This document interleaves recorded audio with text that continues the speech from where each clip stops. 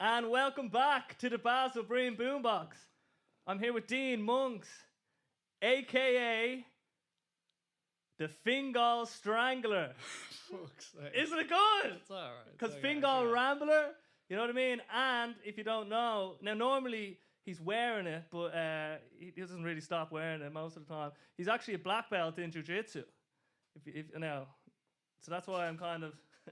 Now I'm a bit worried. Yeah, no, it's okay. Because he hasn't said anything and I'm a bit scared. No, it's okay. No, it's good. I'll give you that. It's good. I just didn't know what you were going to say. Yeah. Could have said anything there. So There's something with the black belt that's kind of a cultural... It's like a cultural artifact in a way. Yeah. We talked about this before. It's a symbol. Yeah, it's more a symbol. Yeah. You know what I mean? Like you're still Dean Monks. Me, where's the black belt now? It's not here. You know what I mean? It's left goes in the around car. your waist. Actually, I have it on. Yes. Is there anyone that's like that? Do you think? That wears it all the time. Not wears it all the time, but it just becomes too much of who they are. I suppose we're all susceptible to that. But is there anyone in your circles? I suppose if you allow that to be your label, you know what I mean? It could be anything. That could be your job. Yeah. It could be anything, you know what I mean? People get attached to things and then they identify as that thing. Yeah. And then if it gets taken away, well, the black belt can't really be taken away. But yeah. Other things, your job or whatever, that can be taken away and then you kind of have a crisis on your hands there. Well, I suppose, how would a black belt be taken away? It wouldn't be taken away because you've earned it. Your skills will diminish over time. They're going to perish. Yeah. So your skills could diminish. Your reputation could also diminish in some way as well. Yeah, true. Yeah. And I imagine that to me, that's why I don't think, or I'd imagine people who have earned a black belt in some sort of martial art are probably less susceptible to falling into that label world because, you know, to earn that black belt, you've had to come up like through the like the dark night, you know what I mean? Sweat and tears, yeah. Pain, torture. And that kind of gives you just a sense of humility. Generally, yeah. Not everyone, but most people. Yeah, most people. And they kind of share a common experience, so that's how you can connect over that. But yeah. So how did you even get started with jiu-jitsu? Is it Brazilian jiu-jitsu? Brazilian jiu-jitsu, yeah. But most people just call it jiu-jitsu. Yeah. It's all under the same there's other variations though. Yeah. But this is the one that there's Japanese, usually people are talking about. There's judo, Japanese jiu-jitsu, then Brazilian jiu-jitsu, there's like aikido. There's loads of kind of different variations. Judo is in the same kind of... Judo is the original. Well. Yeah. So judo's the original. Hip throws and stuff. Judo's in jiu-jitsu, like. Yeah. It's just they've expanded the ground aspect of it. So initially, there was judo before jiu-jitsu. Then basically judo got brought over to Brazil. Then there's family in Brazil called the Gracies, and there's a couple of other families as well. But they basically took that art and focused on the ground aspect, whereas judo's more about the standing aspect. And they just developed a more kind of sophisticated ground fighting, essentially. Interesting. And then that family, the Gracies, they moved to America and they started spreading jiu-jitsu into America. Then what's his name, Horion Gracie, started UFC. He put his brother in there, Hoist Gracie, and then he won the first couple of tournaments with jiu-jitsu. And he was way smaller than all the other fellas, and he was wearing the gi, and he was strangling everyone. No one knew what the fuck he was doing. Everyone thought striking was the best martial art, and he started submitting everyone. It's just choking everyone, and everyone was like, "What the fuck's jiu-jitsu?" Jesus, yeah. I didn't know it was part of the conception of the UFC. So it came from Japan, you know what I mean? That's where it came from. Japan to Brazil to America. Jesus. I didn't understand. I knew about the Gracies, you know what I mean, a little bit, you know what I mean. Just huge jiu-jitsu family, massive. And they also went over to Japan after that. They were fighting over in Pride, and they're doing Valley Tudo as well. Just killing everyone. Yeah. And has there been any more evolution since? Yeah. It's kind of gone a couple of directions. So you have people that do jiu-jitsu and MMA. And then you have people that do kind of like sports jiu-jitsu, and then you have people that kind of just do self-defense jiu-jitsu. So there's kind of 3 different types. The most common one you'd see is in the UFC. It's an element of MMA, and you can't be a top MMA fighter without having some element of jiu-jitsu. You'd be fucked. You know what I mean? It's a massive component of. Well, you can. It's just that everyone else needs to not know it as well. Yeah, but you won't be a top MMA fighter though. You know what I mean? If you want to be at the elite level, you need to know. You need to know jiu-jitsu. You know what I mean? I was just making up a fictional universe where jiu-jitsu wasn't. Imagine you were the only person, like Gracie, like your man Gracie. He was the only person at that time. Superpower. And that's what proved that okay, there's something here about just being able to maneuver the human body into it's like compromising positions. It's like magic. It's weird when you first start learning. You're like, what the fuck is this? It's nuts. Like, yeah, and then we actually me and Sean went up to the Dean Monks Training Academy, no, the Lifestyle Monks, the cabin, Academy, and we had an idea. We were going to go at it. We didn't know what even going at it meant. I'd done one jiu-jitsu class actually years ago, up in town. Yeah, so we just kind of went at it, and just off the couch, just no technique, just survival with jiu-jitsu. Choking me out. Who's the better brother? Who was the top Breen? After he choked me out, I remember we had still a few minutes in the round. That triggered me to go into. I was trying to kill him then, but I couldn't get him. Yeah. But after that, we were like, okay, Monksey, what would it be like if you just took the reins here and we went against you? And then, so we started off, and I think I was on top of you. Mount. So and then on their chest. Yeah, and then very quickly, my windpipe was being choked in a way that I'd never felt before. Like there was like very kind of specific pressure being applied surgically on the trachea. Blade on the trachea. Yeah, and that made me realize. And I was trying with my kind of brute strength to. Yeah, and you're pretty strong. Yeah. Give me that. You know what I mean? Yeah. Sure, you've been strong. And it was just kind of like, oh, all right, this is It was weird because I couldn't even tell what was going on. You know what I mean? Yeah. There's this sense of just pure helplessness, and even my brother then. I started on my back with a choke kind of. He had a choke in. Yeah. So the worst position, the possible, yeah. And I mean, it's just so crazy what you're able to do. But then you're showing me all these submissions and sort of the language of jiu-jitsu and the sort of intuition that you have at a fundamental level for the movements and just the different positions that you find yourself in. It's just insane. Yeah, it's like a language you speak with your body, essentially. You know what I mean? And there's a whole field thing. It's like kinetic energy. It just takes ages to learn. But it's like all that stuff like that I don't like. Anyone like blue belt, kind of purple belt level up, can do all that. You know what I mean?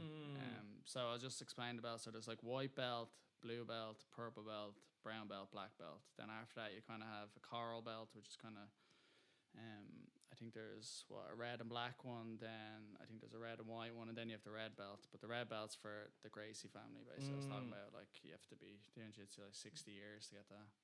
Something like that anyway, you know what I mean? It's like the final chapter. But a lot of that stuff, if you got a good blue belt, the second belt, they could probably do all that to you. Maybe not as quick as I did, but they would eventually. Yeah, the odds are in their favor. Well, they know something you don't know. There's a complete disadvantage. 100%. You know what I mean? And it's like the way I look at it is not even me. It's jiu-jitsu. I've learned an art that someone else created and refined, and I've just, you know what I mean? I've just taken that on. I haven't really done anything. You know what I mean?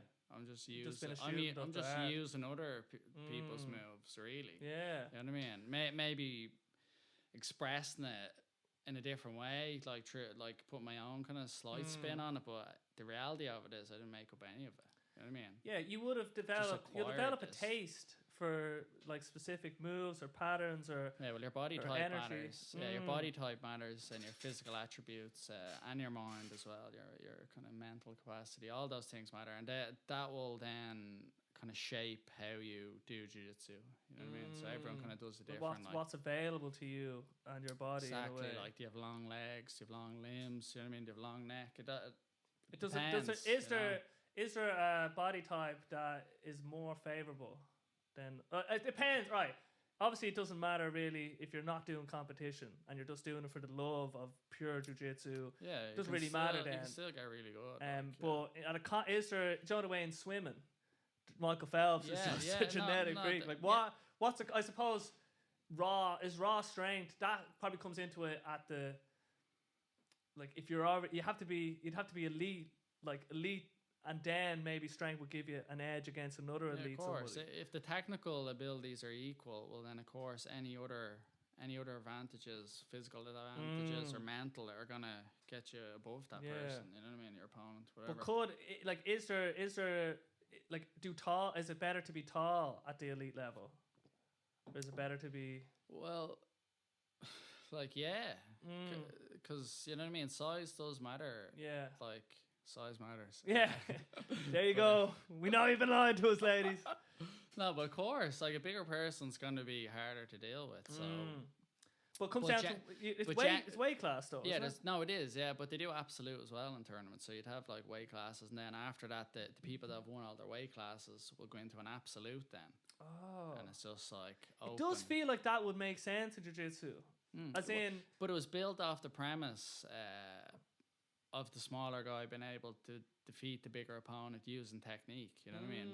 Which is true if the other guy has no technique. Yeah. But if the big guy has some level of technique and he's big and strong and heavy, and the smaller guy may have a bit more technique but he's weak, like it's gonna balance each other out. You know what I mean? The physical attributes do matter, like they really do.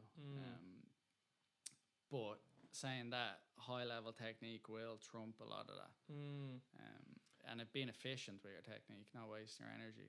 Like when you and Sean were grappling, 5 minutes. Yeah, because you're wasting all your energy. You're going like full tilt from the get go, like full like isometric contractions and so breathing tense, heavy, like even my tendons holding were your tight. breath, Yeah. holding your breath, and all, just giving it everything. Like, you know what I mean?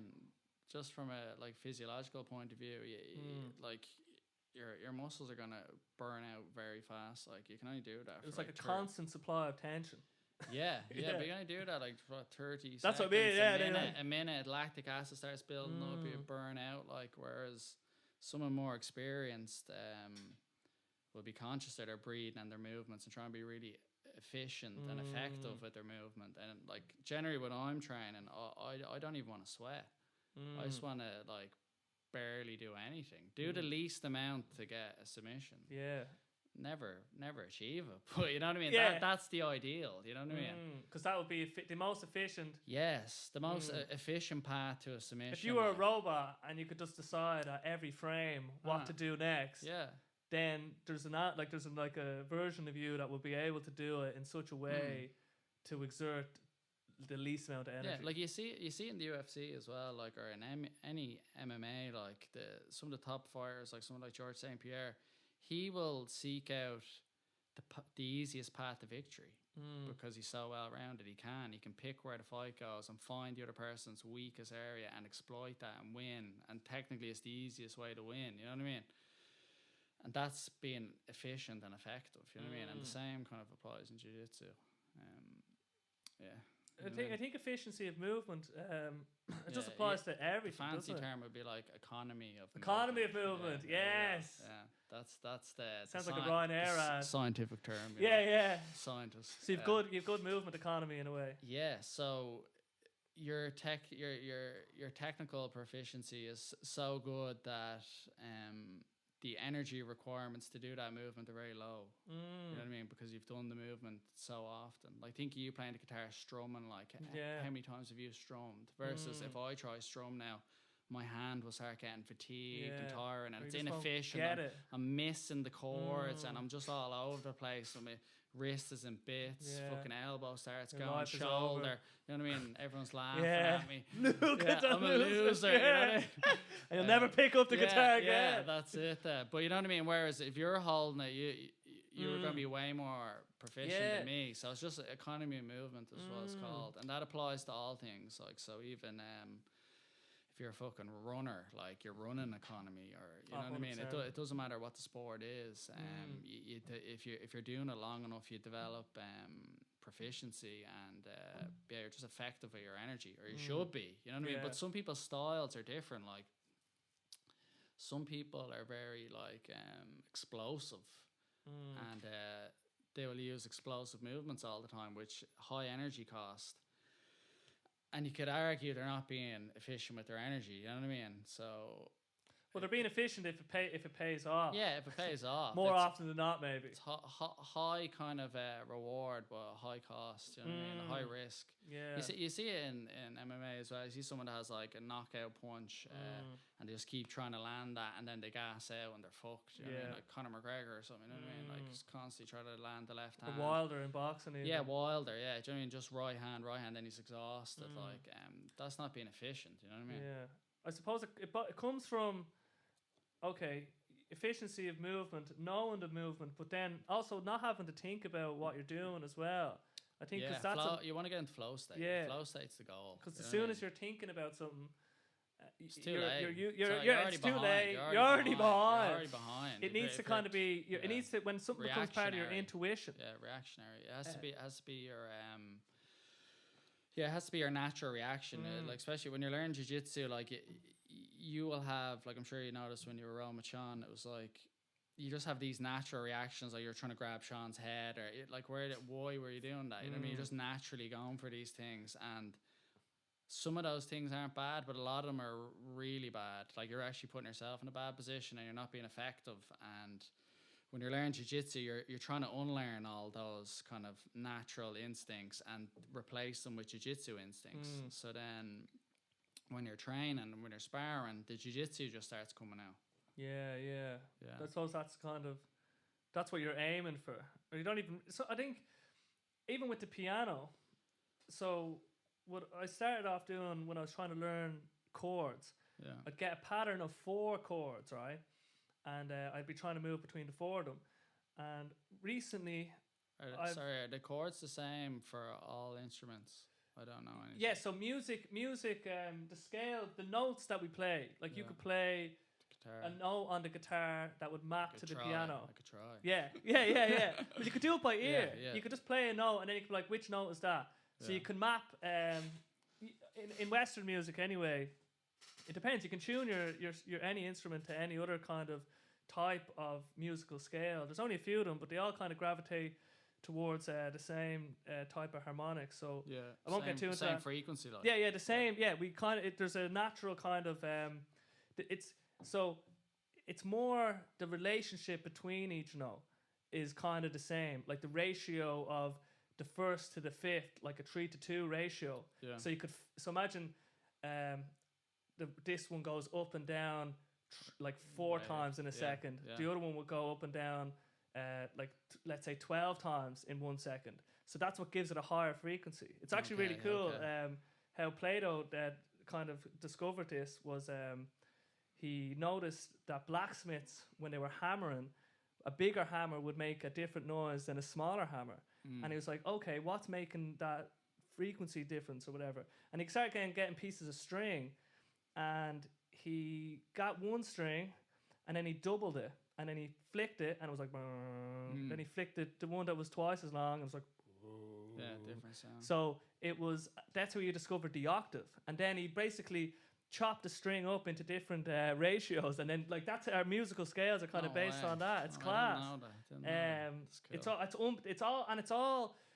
It's not that. So octaves, like double.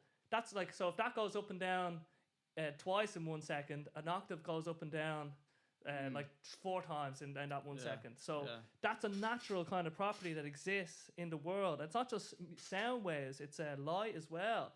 Electromagnetism, like even the way we see blue versus red, that's just a difference of how many up and downs that the light travels in a second. But just coming back to the piano then, so chords are just technically it's any like 1, 2 or more notes played at the same time. Usually you'd say 3, right? So you'd say usually a typical, like your basic chord is a triad. So I was trying to and there, if you know the triads in a given scale, you can play every song basically. You know what I mean? So if you learning how to move from one chord to the next chord is very fundamental to being able to play music and piano and just understand traveling across the keyboard. So at first I was like, okay, I'll learn. There's a chord sequence. It's called the 4 chord. There's a song called the 4 chord song, and he plays like just a small town girl, and it's like can't read my. And he plays. Is that on YouTube? I think Yeah, I've seen that. He plays a heap of songs. Let it be. Just the same 4 chords. All the same 4 chords. All the pop songs. Most songs are 4 chords. Chords.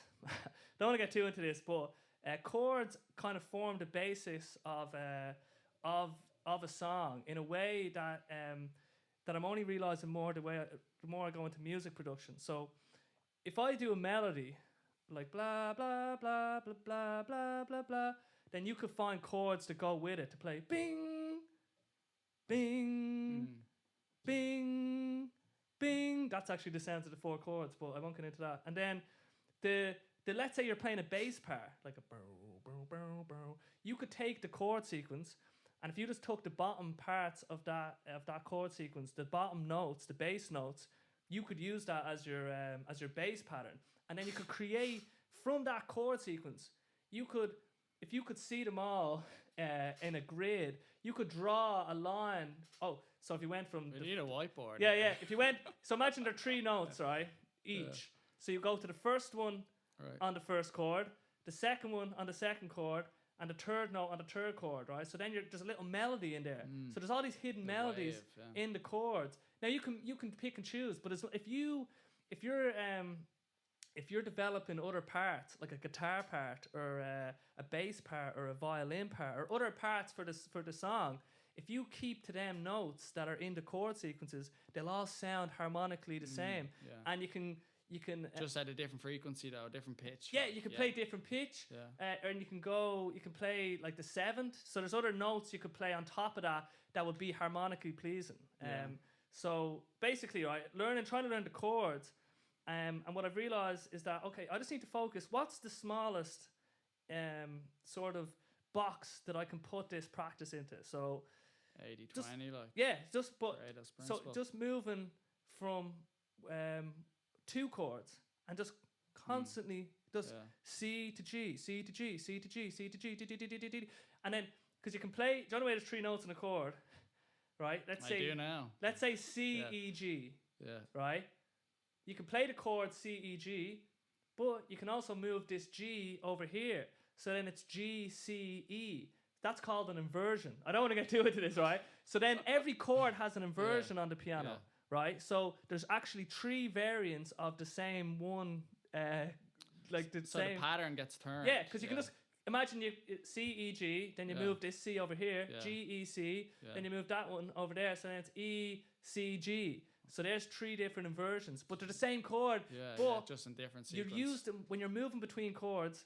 You use the inversions because it's easier. There's a bit easier economy of movement between the chords. So instead of having to go like C, G. Yeah, it's inefficient. You can go C, and then you can just move one finger maybe. Because C, E, G, the G is actually already in the G chord. G chord is G, B, D. Yeah. And you wouldn't believe, like, I don't want to get too into it, but the amount of patterns and... it's all patterns. So but music is crazily how much connection there is between notes and but it's all there, and it's all an actual physical property of reality, which is just so crazy, and that's why I think it kind of can speak to us. But just trying to break something down in terms of practice into something that okay, if I just focus on this instead of don't get too fancy when you're learning something. I think start with the basics. The basics, because if you master the tiniest little bit, then that'll serve you more in the long run. It was like you need to build the foundation. Yeah, like Josh Waiskin, he was the Art of for Learning. Bobby Fitter, the Art of Learning. Yeah, it's a great book. He JuJitsu black belt. Yeah, JuJitsu black belt. Chess master. He was unreal. What was the other thing he done? He done push hands. Tai Chi, wasn't Tai it? Chi. Tai Chi push hands. Tai Chi push hands. I think he's into surfing now. Yeah. Wakeboard surfing. Wakeboard, yeah. So he just kind of masters something and moves on. Yeah, exactly. Just moves on, drops it, moves on. Like Marcelo Garcia black belt. I think he owns. Marcelo Garcia's gym. Well, obviously Marcelo Garcia owns it as well. The two of them own it in New York. Yeah. Top jiu-jitsu gym. But in chess he used to play the end positions like first. and you get really good at the end positions because they were like a smaller unit of makes total sense. And it does. And then he just thought about, in that book anyway, he talks about the smallest blocks, and then if you can just keep drilling the small block. Same in jiu-jitsu, you pick a position and you just continuously rep the positions, you know what I mean, and then repping techniques within that position, you know what I mean. You reduce the game down into something really small and spend a lot of time in that position, and then you get really good in that position, like. So rather than just doing free sparring all the time, it's just chaos. Anything can happen. So it's like you getting your piano or guitar and you're just trying to do this mad solo instead of just focusing on one little small element and getting that mad sharp and go, right, how can I join this to something else and then make that sharp, and then over time you develop this really sharp sequence, you know what I mean? And then once you develop that, you can start making all types of sequences. So it's like a fucking tree, and all these branches come out of it. You know what I mean? And it just keeps going, like. Yeah, and I think I think that's what all learning though. It doesn't matter. It doesn't matter what it is. It can be fucking the piano. It can be whatever, jiu-jitsu, fucking whatever you want. I think the reason I love the piano, right, in a way that I can't really explain, but I find it very addictive. I find that my brain wants to resolve the thing, so I could sit there for like half an hour doing just a simple chord change, like only like. Well, time just evaporate. Time just go, and then it was like. That's what I mean. But that's what you're doing. What you should be doing. That's exactly it. That's what we all should be doing. We should be doing things that there is no time when you're doing it. Like everything else falls away, and you're just in this hyper focus. That means you're doing something that kind of speaks to you on a deep level. And that's what I'm trying to say. It's like you have to find, if you can find something that you'd love to practice, even though to someone else that might sound just boring. You know what I mean? Doesn't matter what they think. No, but that's what I mean. Yeah. But I have there's stuff that I would find boring, but maybe someone else wouldn't find boring. Sometimes something you like might be someone else's cup of tea, and vice versa. You know what I mean? But if you everyone doesn't like the same tea, you know. Exactly. Yeah, 100%. But if you can find, I suppose what I've been thinking is, it's like, I have an ability to enjoy even what might seem tedious, so therefore there's a good likelihood that I'll be able to actually get good at this. 100%. You know what I mean? Because of that. 100%. It's not something that I'm that's too like, but it can. You hit those walls in the learning process, and to master anything, it's time multiplied by effort, and that's it. Exactly. That's it. And then what we're talking about here is a way to also make sure that your time is spent effectively. Exactly. By doing smaller blocks. Inefficient learning is the problem. You kind of need to learn how to learn. Yes. You know what I mean? And we're never taught that. 100%. Especially in school. We're not taught how to learn. We're just kind of taught how to regurgitate information and puke it onto a page and hope you pass. That's it. That's it. That's what we're told. No, that's it. We're not even told that. And how does that serve? What are we told about the learning process? Like, what are we actually told? We're not told anything. There's no. It's just like, you have to pass the test, and how you pass the test is just arbitrary test. Arbitrary test. Right, I passed that. How's that going to actually prepare me for life? And it doesn't. It's just a game. You know what I mean? And then a lot of people, everyone kind of in school anyway, bases their self-worth off the mark they got from that regurgitation. Like, it's like, I didn't vomit enough on that page and now I'm worthless. You know what I mean? Like, it's brutal. And now my future's in jeopardy. Yeah, and your future kind of, for a period, it feels like it is, but it's not. It's actually not. Like, there's just so many paths out there to get to where you need to go. You just have to know where you want to go, and then if you want it bad enough, you'll find a way. There's always a way. Especially, like, for example, people doing their leaving cert there. If you don't get the CAO points, that doesn't matter. That doesn't matter. I'll tell you 2 ways you can go from there. You do a PLC course, do a level 5, do a level 6 if you have to, and then use that to get onto a degree. You can get onto any degree then. Well, any degree within that field, like whatever you're studying. The other one is fuck college for a few years. Go traveling, work. Then I think it's when you're 24, 25, you can go back to college as a mature student. You can do any course. So Yeah, I You know mean, what I mean? There's always a way. it's not over. You know what I mean? It's never over. It's not It's over. absolutely never it's over. Not over. Until you're dead. It ain't over till it's over. Yeah, you know what I mean? yeah. Don't give Literally, up. don't ever give up. Don't give ever. up. If you have a dream, you need to fucking go for it. And your dream doesn't even have. It doesn't have to be be big. going to the moon. No. It could be so simple. But you could go to the moon. Yeah, yeah. Especially if you look after yourself and survive you the next. You could be few an years. astronaut. Yeah, you could be an astronaut. You could be an astronaut. All right, we're gonna have to cut this. We can't be lying to people. No, but there's study hard enough. Yeah. Don't know what kids could be watching this. You no. regurgitate hard enough. Yeah, yeah. You'll get to the moon. That'd be the worst, because when you get to the moon, you've just become. You must have to sacrifice so much of your humanity, just as a tested thing. Do you think if so? Like, let's say Elon Musk rang you now and he goes, "SpaceX, we're heading. We need you. We're gonna train you in." Oh my goodness. What would you do? Would you say to the moon or Mars? No, we're going to the moon. And we're coming back. We're gonna try. What do you mean we're gonna try? It's only a try. I don't know. Every space launch is they're giving it a go. Yeah, yeah. It's rocket science. Yeah. It's the peak pinnacle. Has he done the trip already? Yeah, he has. Yeah. And then so he's asking me then. Unless you don't believe that we've ever gone to space. Okay, there we go. But we'll get into that. That's maybe another discussion.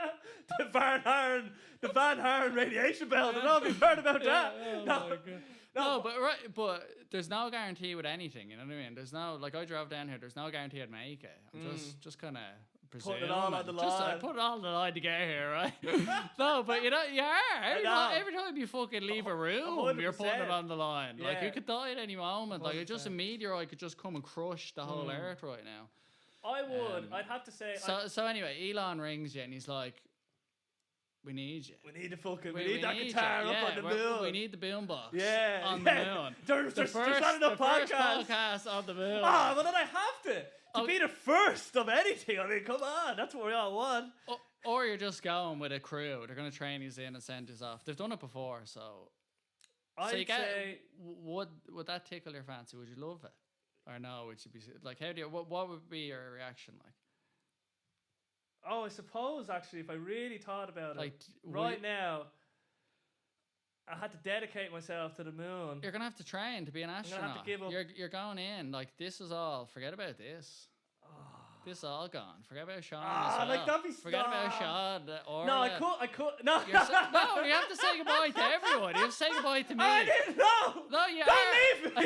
You know what I mean? Like, all right. Now, if I really thought about it and took it very serious, then I feel like I'd just be fucking throwing away all my potential of learning more about music and myself and even conversation. So the stuff I'm doing now, I'm actually really happy with what I'm doing now. So I'm sorry, Elon. Like, you know how it is. Like you've done things. Yeah. What if he goes, right, I'll give you 50 million.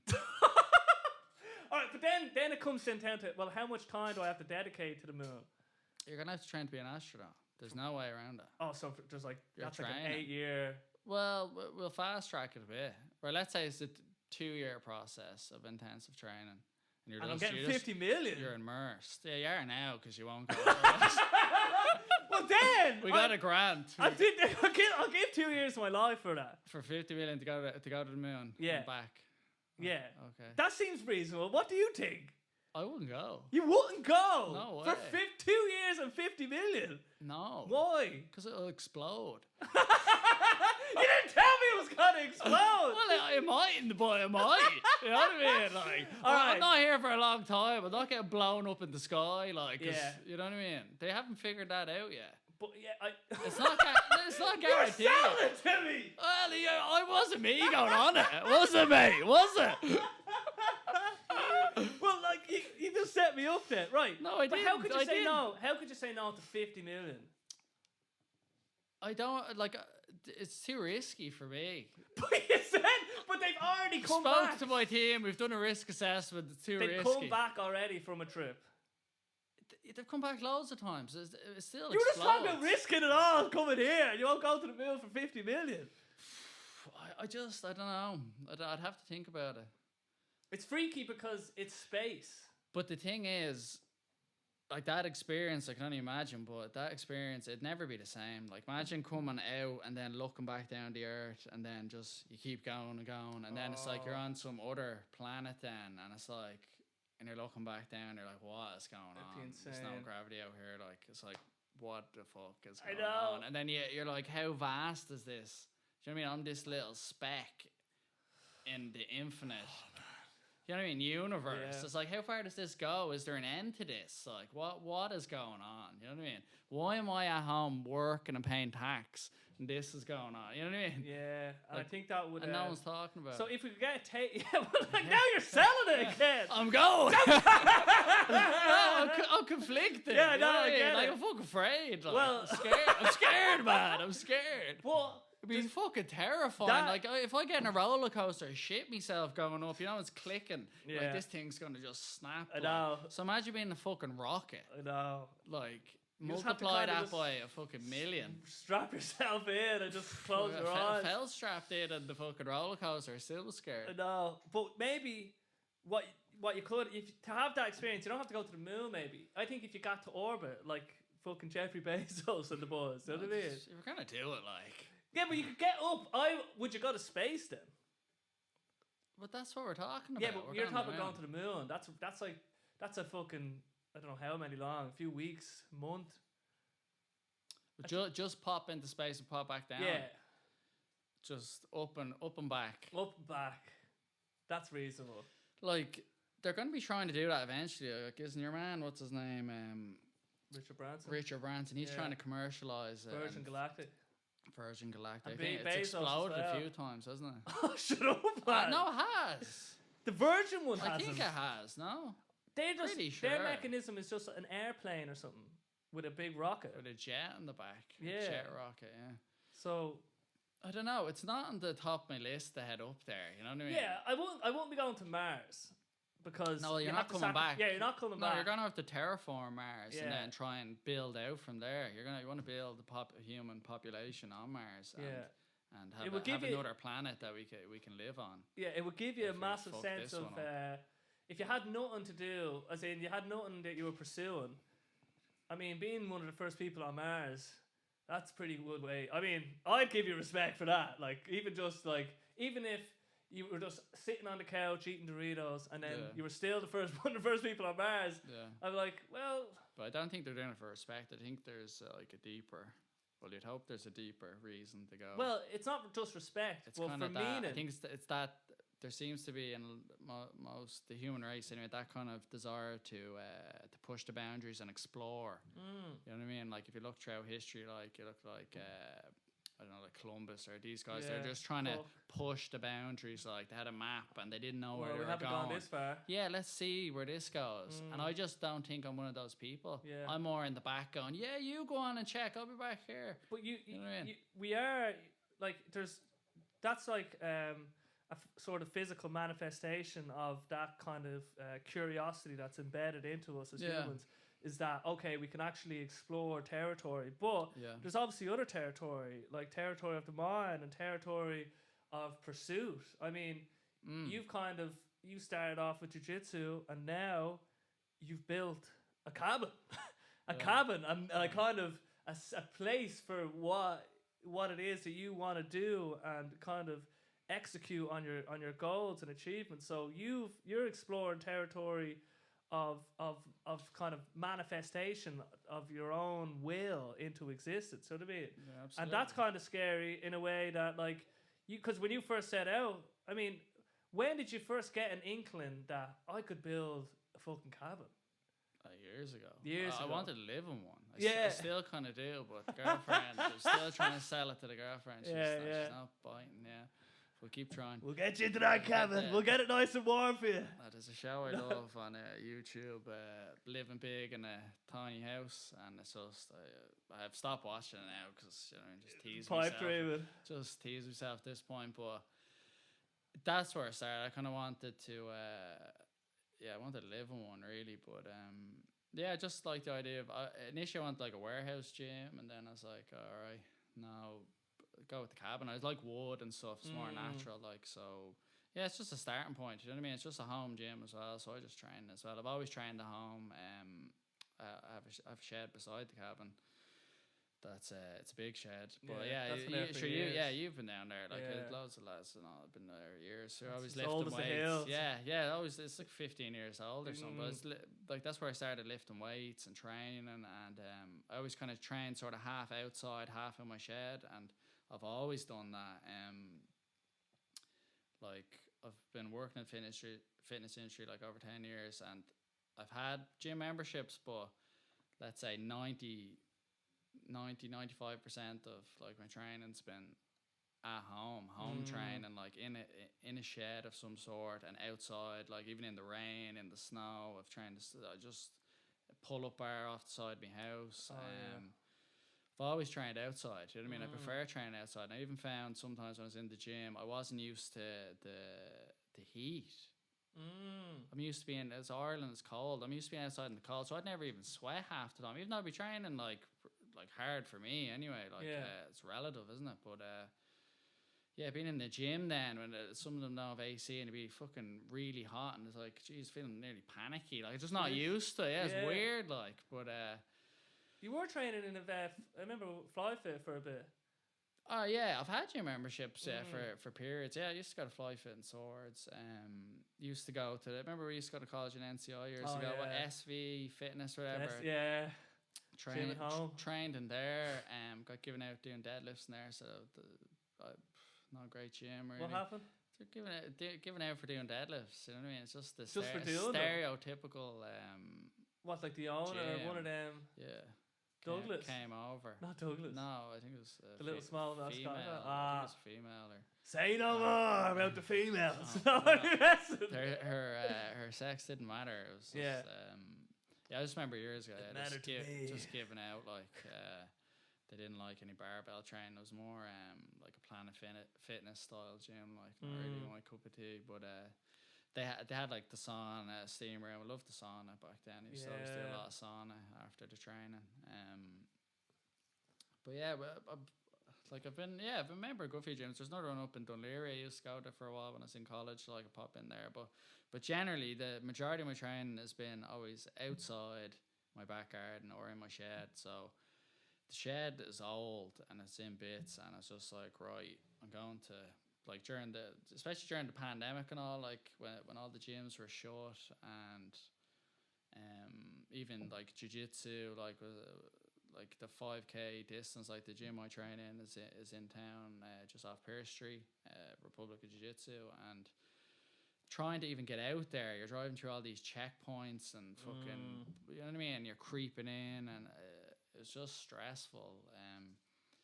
I don't know, and then I think the idea to start coming from there, and it's like, right, I'm just going to build my own little cabin out the back, even just for me. If other people want to train as well, cool. But even just for me, so I have my own little place that I can go and do my own training, and it's like a little fucking fortress of solitude. You know what I mean? And so that's where I started, and then I just started saving, was working away. So and then just made it happen. You know what I mean? So it's like, you have to visualize your goal first, write them down, and then you need to act. I think the act is where people fall down. Oh yeah. They have all the goals, they have all the ideas, and then there's no action behind it. So it's never going to happen. I know people read that book, The Secret, by Rhonda Byrne, and like visualization and manifestation, it is real, but the key element is action. Without action, it's not going to happen. It's not like I watched it. They had a documentary of that. Of The Secret on Netflix. It's probably still on it, but I remember a few years ago, and kept hearing about this book, and I ended up by sticking on that documentary. I watched about 10 minutes of it, I had to shut it off. Like there was some fella going like, there's like, I needed $2,000, and just this check just arrived in the mail. You know, all this shit. Or I needed a bike, and a bike just was in my garden. It's like, I think that's a lot of bollocks. Like, you know what I mean? You have to act. You have to act in the world. That's how it works. Without action, it's not going to happen. You know what I mean? You have to act. Like, but I think visualizing it and thinking about it all the time and writing down and making it a target. Yeah. I imagine what it's like when you get to that point. Everything you're doing has to be going towards. It's like you're generating all the energy inside you, going towards it, and you're like focused on it, and then it will start happening for you. You know what I mean? Because your mind will start producing actions that are in line with that vision. You know what I mean? So you can just, it's like you're it was really funny actually. When you were building the cabin and you were pouring the concrete or you were doing something, and then you sent in an audio message to us and you were like, who knew manifesting your dreams was so hard on your lower back? Oh yeah. Yeah, I digged out the whole foundation myself. Yeah. My aunt, well, Liz, my girlfriend, helped me for a bit, and she actually Liz helped you as well. She outworked me. Jesus, She's a beast. she Absolutely. belongs in a cabin, out in the woods. Yeah.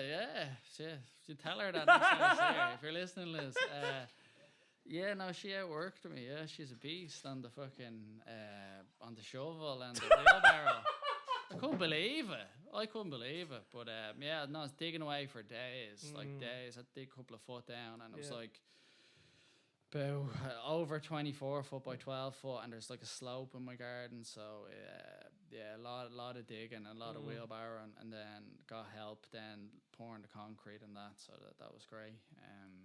Yeah, the problem, but building it from the ground up is crazy. And then even when I was training it, then afterwards, it was kind of like, this part of my garden was never really used, and it was kind of like, just suddenly I'm in it doing things, and it's like, geez, this is now a space that I really enjoy being in, and it's cool. I'm doing jiu-jitsu or yoga, or you know what I mean. There's other people enjoying, and it's like, that's crazy. This started in my head. This is just in my head, and now it's like a real thing. You know what I mean? And that's with any goal. Yeah, it has to start in your head, and then you need to like write it down, and then break it down. Break down the goal into steps, actionable steps, and then focus on the first step. And don't get carried away looking beyond that first step, because I think that's what paralyzes people. They get overwhelmed, and they're like, let's say you're standing in front of a mountain and you're looking up, and it's like, oh my God, how am I ever going to get up there? And then they don't bother. They don't even try then. It's like, forget that. How do you get up a mountain? You fucking walk up it, or you hike up it, you climb up it. One step at a time, you know what I mean? Exactly. And that's all you need to focus on. Like, if you're not focusing on your steps, you'll trip, you know what I mean?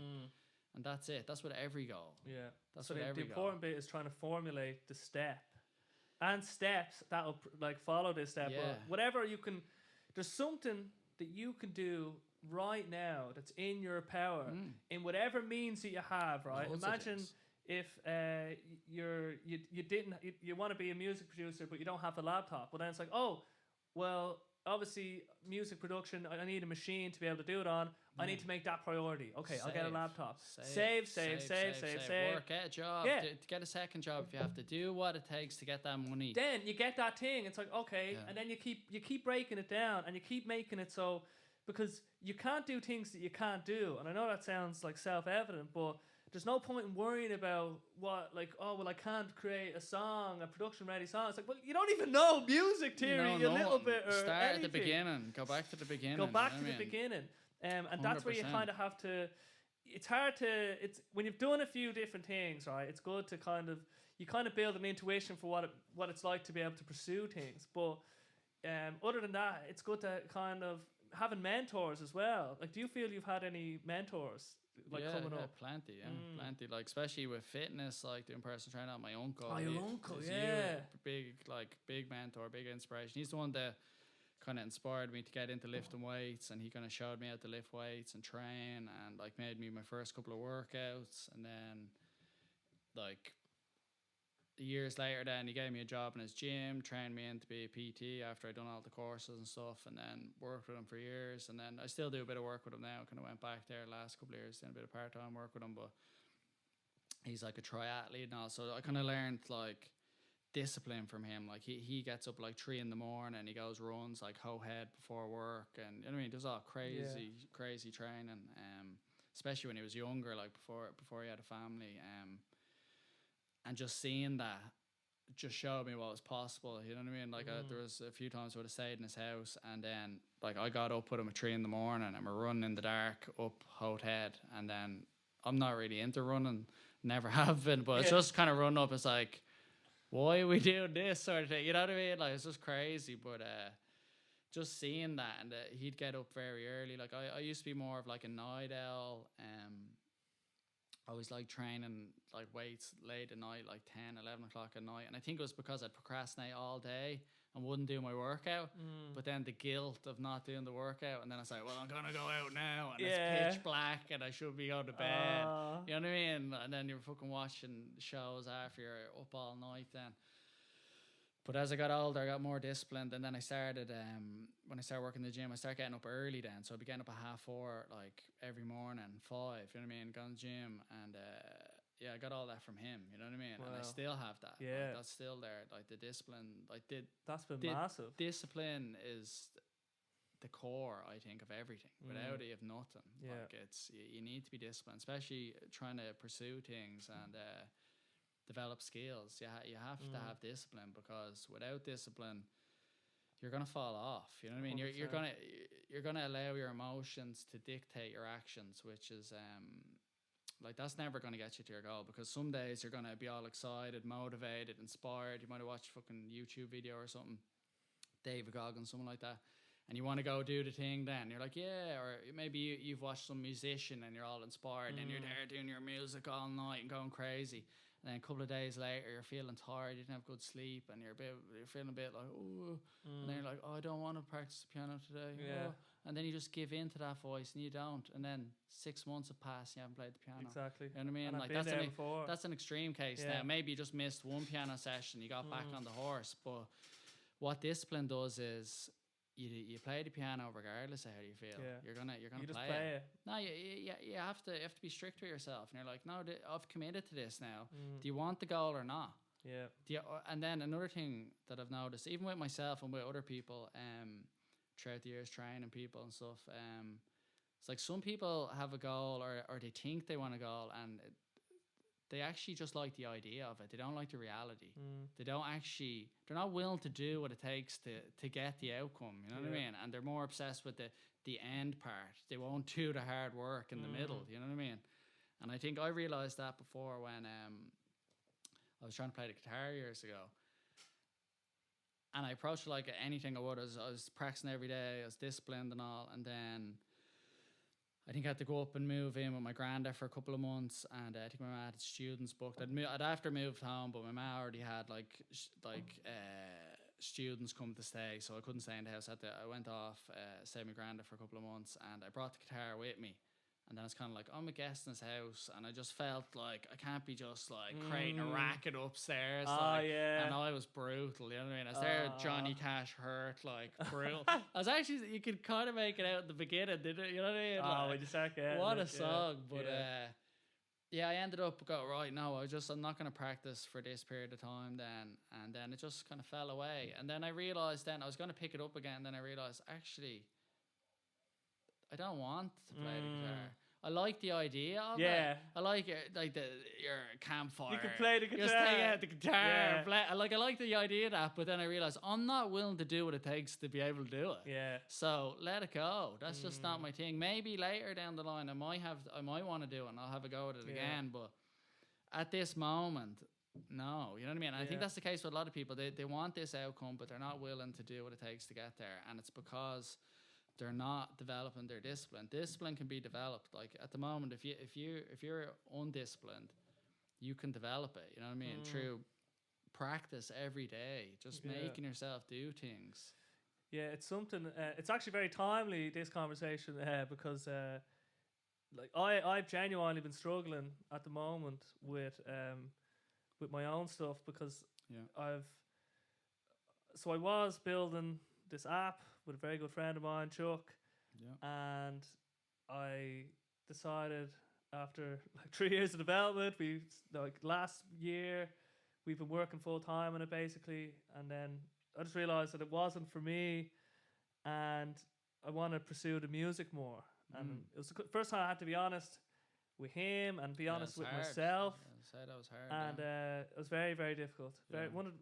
One of the hardest things. I've done a lot of hard things, but that was very hard. And now now I've been trying to formulate what it means, or what it looks like if I'm more full time into music. I'm still doing a bit of programming to bring in the money. So I've been constantly going back and forward on things. You know what I mean? And it's starting to kind of solidify now the kind of path forward.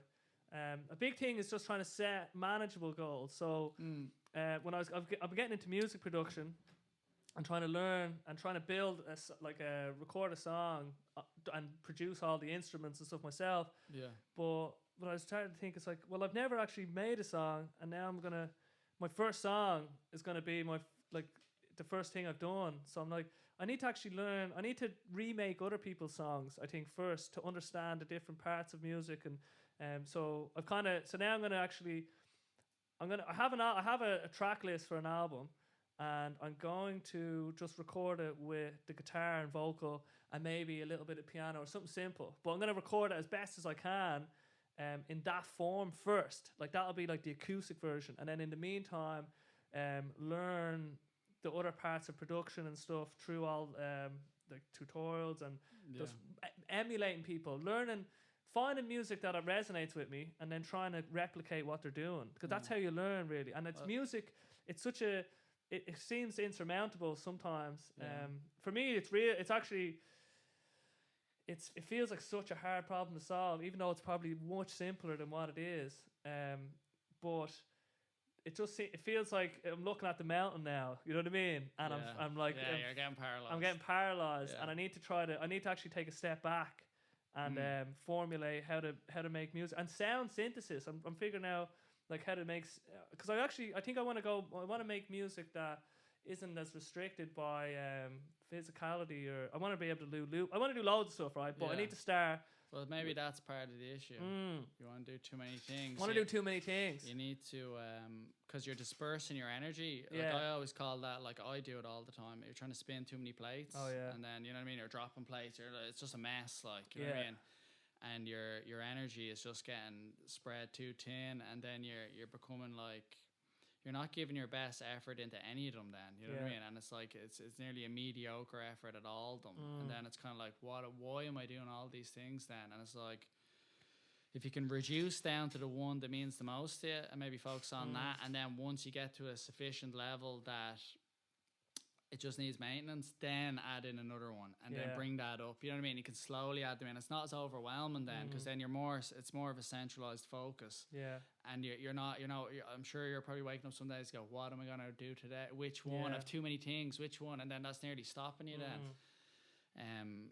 So I think, because I've done that before. I remember I was like studying yoga. I was like studying like business and like computers and JuJitsu, and I was doing PT, and I was doing neuromuscular therapy, sea swimming. I was doing all these things, and I love all of them. But then I got to the point that I was like, I'm just doing too many things. You know what I mean? It's like, you have to make a choice at some point. You don't have to become a specialist. Like, I think there's like, I love the idea of, like, did you ever hear of like a polymath or Renaissance man? Yeah. Like, that's my ideal. That's what I'm aiming at. Like, I want to become like, so a polymath or a Renaissance man, that's like someone that is an expert in multiple disciplines, or at least well versed. You know what I mean? And then nearly their expertise is the collaboration of all those disciplines. You know what I mean? And that's their thing then. And they're able to pull from all these different disciplines to kind of look at things different. And it's like, each thing gives you a different lens to look at stuff. You know what I mean? Because then the lenses combine. Yes. So, you know, when people say,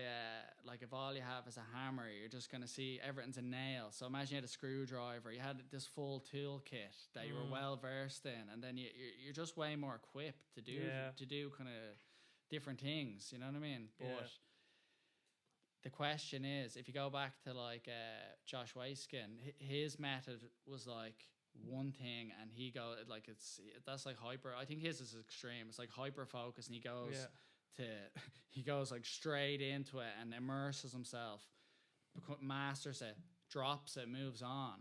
Whereas I think what you or I are doing, we don't want to drop it. We want to bring it with us to the next thing. But it's like, what's the best way of doing it? Is it go singularly at things, or is it just reduce it and do multiple things at the same time, and kind of maybe have a couple of plates spinning, but a manageable amount? You know what I mean? Yeah, it's not burning out. Like, burning out is huge. Like, you need to find a pace that you can sustain over a long period of time. Like, people, when they have goals and stuff, they go in with really high intensity and enthusiasm, and then they burn out. Like, they burn out very quickly. Like, you see it in the gym in January. Oh yeah, that's the, like, cliche one. Someone comes in, they haven't trained in like fucking since like PE class and secondary school or something. And then they arrive in, oh yeah, I'm going to be a hero, and I'm going to train 7 days a week, and I'm going to go on this mad restricted diet and do a 6-week transformation. And they blow out after a few weeks, and then they're back on the couch, like, and they're like, oh, gym's not for me. It's like, no, your approach just was totally incorrect. They're trying to change too many habits. You need to be thinking like, right, I'm gonna become a person that exercises regularly, and that's who I'm gonna become. That's what you need to do. You need to change who you are. It's not like I'm gonna go at this for a little 6-week thing and I'll be a new man. It's like a transformation takes. Like you have to transform who you are. It's not just a 6-week physical transformation. You have to change your mind. Party has to die. You have to. The person who you are right now can't continue. That needs to end. Yeah. Like that's an old iteration of you. We need to upgrade. Exactly. That has to go. But that's not just going to happen. In who 6 you are weeks. now will not get you where you need to go, and that's what both of us, even for the goals like that we have.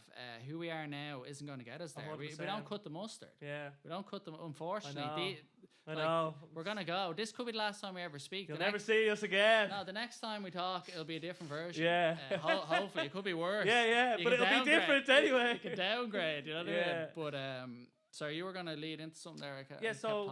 So the struggle has been trying to figure out, I think, what it looks like, and then because I have all these things, but I'm trying to like prioritize. What was I gonna say? I was meaning to say. So with the music, would you ever consider formally learning it? Would you consider studying it? Like actually? I actually that's something that's come up, because what it will do is, because obviously I've been studying the last like 6 years now in college. I went back. We can probably get into that after. Yeah, we haven't even got started. I went back as a mature student, but a few years ago when I was about, I think I was 24, 25. But we can get into it now, and then we can come back to the music. We'll lead into the music from this story. Okay, well, yeah. So I went back to college, and like it's like 5 years ago. It was 2017, and I done it was a business and IT course. Initially, it was like I was doing a business course, and I was supposed to be in like this place, Green Hills, I think in Tala, and went in, done the interview, got it, and then it was like 3 or 4 days before the course started. I got this phone call. I remember I was just getting into my car, and I was like, "Hello," and they go, "Yeah, that course." It's like this day, and I was like, "Yeah," and I was like, "Yeah, that course, it's not going ahead," and like, the whole summer, I was like, "That's it. I'm doing this course. I have a path. You know what I mean? I got this one I'm doing now." I left my job kind of the end of January. I'd after been doing PT for years, and just came to an end with that. I went traveling for a bit. Went to like New Zealand over a couple of friends. Had a great time. I was in New York. Went to Amsterdam. I burnt myself out initially. That's what happened. I was doing PT for years in town, and like I was working Monday to Friday. I was up at like 4, half 4, 5 every morning, and I'd get into the gym. I'd do like first session be like 6 a.m. and like I'd be there till like 8, 9, half 9 that night, like 5 days a week. Like, and I'd done that for years. And then I reduced the Tuesdays and Thursdays down to like 6 p.m. in the evening. Do you know what I mean? And then eventually I reduced it back to like 11 because I was just slowly running out of energy. You know what I mean? And I was also studying at the time. I was doing like JuJitsu. I was doing the plates thing I was referring to earlier. I was doing way too many things, and I was doing like averaging probably about 60, 65 PT sessions a week, like, and like there'd be most days it'd be like 15 people back to back, go, and I think the record was I think I done 17 or 18 in one day. No break from fucking. From the sunrise to sunset, right around, you know what I mean? Just eating protein bars in between sessions and all. I text one of my clients, "Bring a coffee with you, please." You know what I mean? Like, just flat out, like. Oh, yeah. And I used to... Bring a coffee with you, please? Yeah, I need... And please! You know what I mean? If you want to do this session. Yeah, come on. Yeah, so eventually then, I remember I was studying neuromuscular therapy as well, so I used to finish work on a Thursday at like 6, and I'd fly down and do like 3 hours of college at the end of the week, and I was just loads. It was crazy. I was just fucking, I had loads of energy, and I was just ambitious, and I kind of bought into that sort of grind and hustle shite, you know what I mean? And sacrifice sleep when I'm dead, like sacrificing your sleep and all, you know what I mean? I'd be sleeping like 4 hours a night and all, and I used to get sleep paralysis for a good while. I don't know if you ever had that. Oh yeah. It's horrific. It's like you kind of wake up and your body, you can't move and you're just stuck. And then it's like you're trying everything to move. You're literally giving every ounce of strength in your body to try and like move your finger like even half an inch. And on top of that, there's a woman sitting on your chest who's like in my visions anyway. It's not Liz. No, it wasn't. I hope it fucking wasn't. But black hair over her face, like Gothica or The Ring or something like that, sitting on your face, strangling you. So I'd be getting strangled, waking up strangled, and I'd be trying to scream for help, and I'm just agonizing. I can't breathe.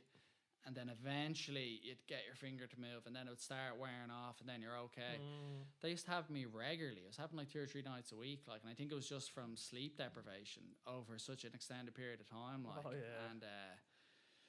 And eventually I start burning out anyway. Like the body, I kept getting sick, and I just kept pushing on. And then eventually my mind started going. My mood started going lower and lower, and no energy. And I just felt, and I was like, what am I doing? Like, what's the point of life? Do you know what I mean? It's just questioning everything. And from the outside, like from society's perspective, it was like, I was doing very well. I was really successful. I was booked out in the gym. Like I'd fucking wait lists. Like there was no space. I couldn't train any more people. Like there's even some people I'd take on, and I'd go in earlier. I'd do like, what was the session I used to do? It was like, you come in, I get in the gym, I get the gym to 5, and they'd start at 5:15. Jesus. You know what I mean? And I'd only finished at 9:30 the night before. You know what I mean? And I was doing that for ages. How old were you at this stage? I think I started working when I was like, from like 19 up to like 24 or something like that. That period, like peak energy. Yeah, that's what I did. Yeah. And so anyway, I eventually burnt out, and then I was kind of like, I don't know. I just I felt like I was like, all I was doing was mainly work, and like I had no time to do anything. Then the weekend was fucked, and I was just kind of like, I loved it though as well. You know what I mean? I did love it. That's why I was doing it so much as well. But knowing what I know now, I would have scaled it back and got it to a more manageable level, and I think I could have just kept going with it then. Yeah. But so I got, anyway, fast forward, I got to the point then I was like, right, I actually want to just do a bit of traveling or whatever, and I was thinking of going to Asia and a couple of places, maybe going with Liz, but then Liz actually got a job. I think she got a good job in Ryanair, and she's delighted. So it's kind of like, I won't be going on holidays with her then. So I was like, feck it. I want to go somewhere. So some of my friends were in New Zealand. I went over to them for a month. It was unreal. Kind of rejuvenated a bit over there. Went to New York over to my dad. Was there for like 2 weeks. He took the 2 weeks off work. Spent the most time I ever spent with him. Together as class. We were like training every day. 2-3 times a day. We're going to Henzo Gracie's. We're doing jiu-jitsu like twice a day. Going to the gym. It was class. Unreal time. Then I went to Amsterdam after that with Liz, a couple of friends. That was deadly. Came back. And then I was like, what am I going to do now? You know what I mean? And I could have went back to the gym. But I was so burnt out. I just didn't have it in me. I was just like, I felt broken. Like I was just like, I'm fucked. Like, and I remember even before I went, the month before that, I kind of was just working part time, and I was sleeping like 16 hours a day. I had no energy. I was fucked. Like I was proper burnt out. Like I was fucked.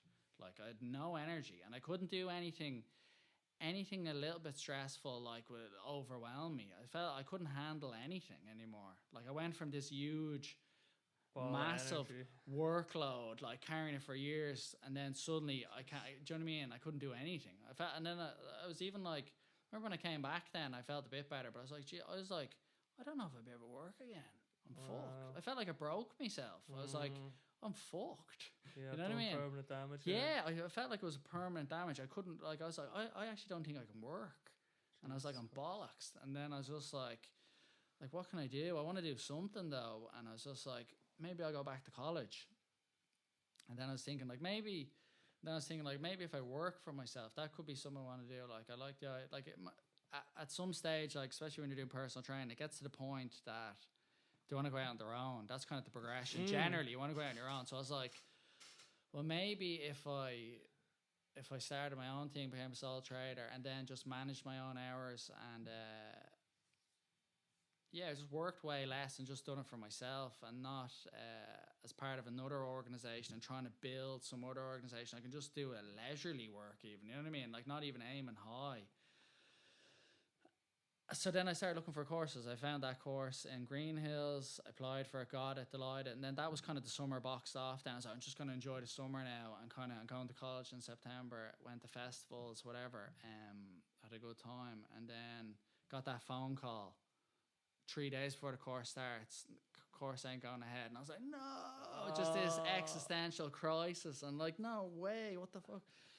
But she did... The lady that rang me, she did give me 2 options. She goes, there's 2 other courses, like one in Drumcondra, and it was like business administration. And then she was like, there's another one in Stillorgan. And that one was business and IT. And I looked at that one, I go, geez, that one actually is way better than the one in Green Hills. This is way more practical. This actually be good. And years ago, I did do computers, like, so I do have an interest in computers. So I was like, the bit of IT could be good. So I ended up bringing them. I rang them.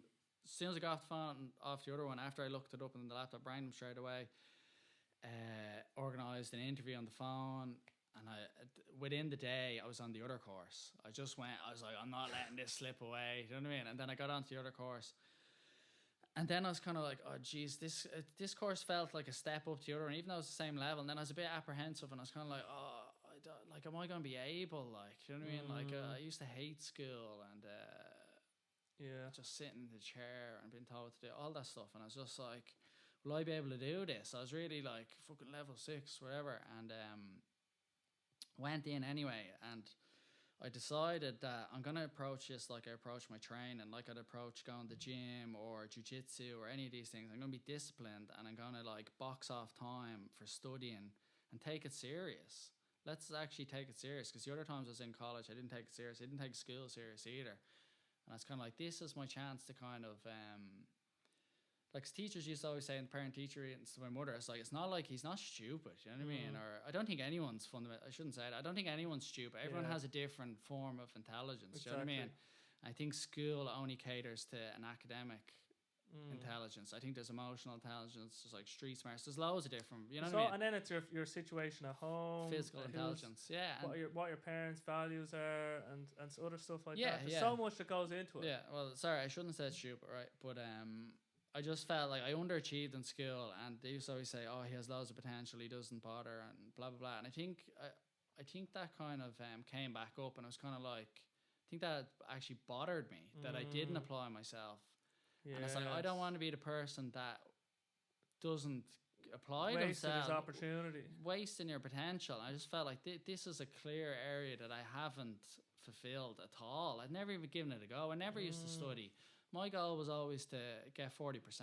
Yeah. And we used to be in the same class. It was always just get by with the bare minimum. It was like, we did it. You know what I mean? And it's just like...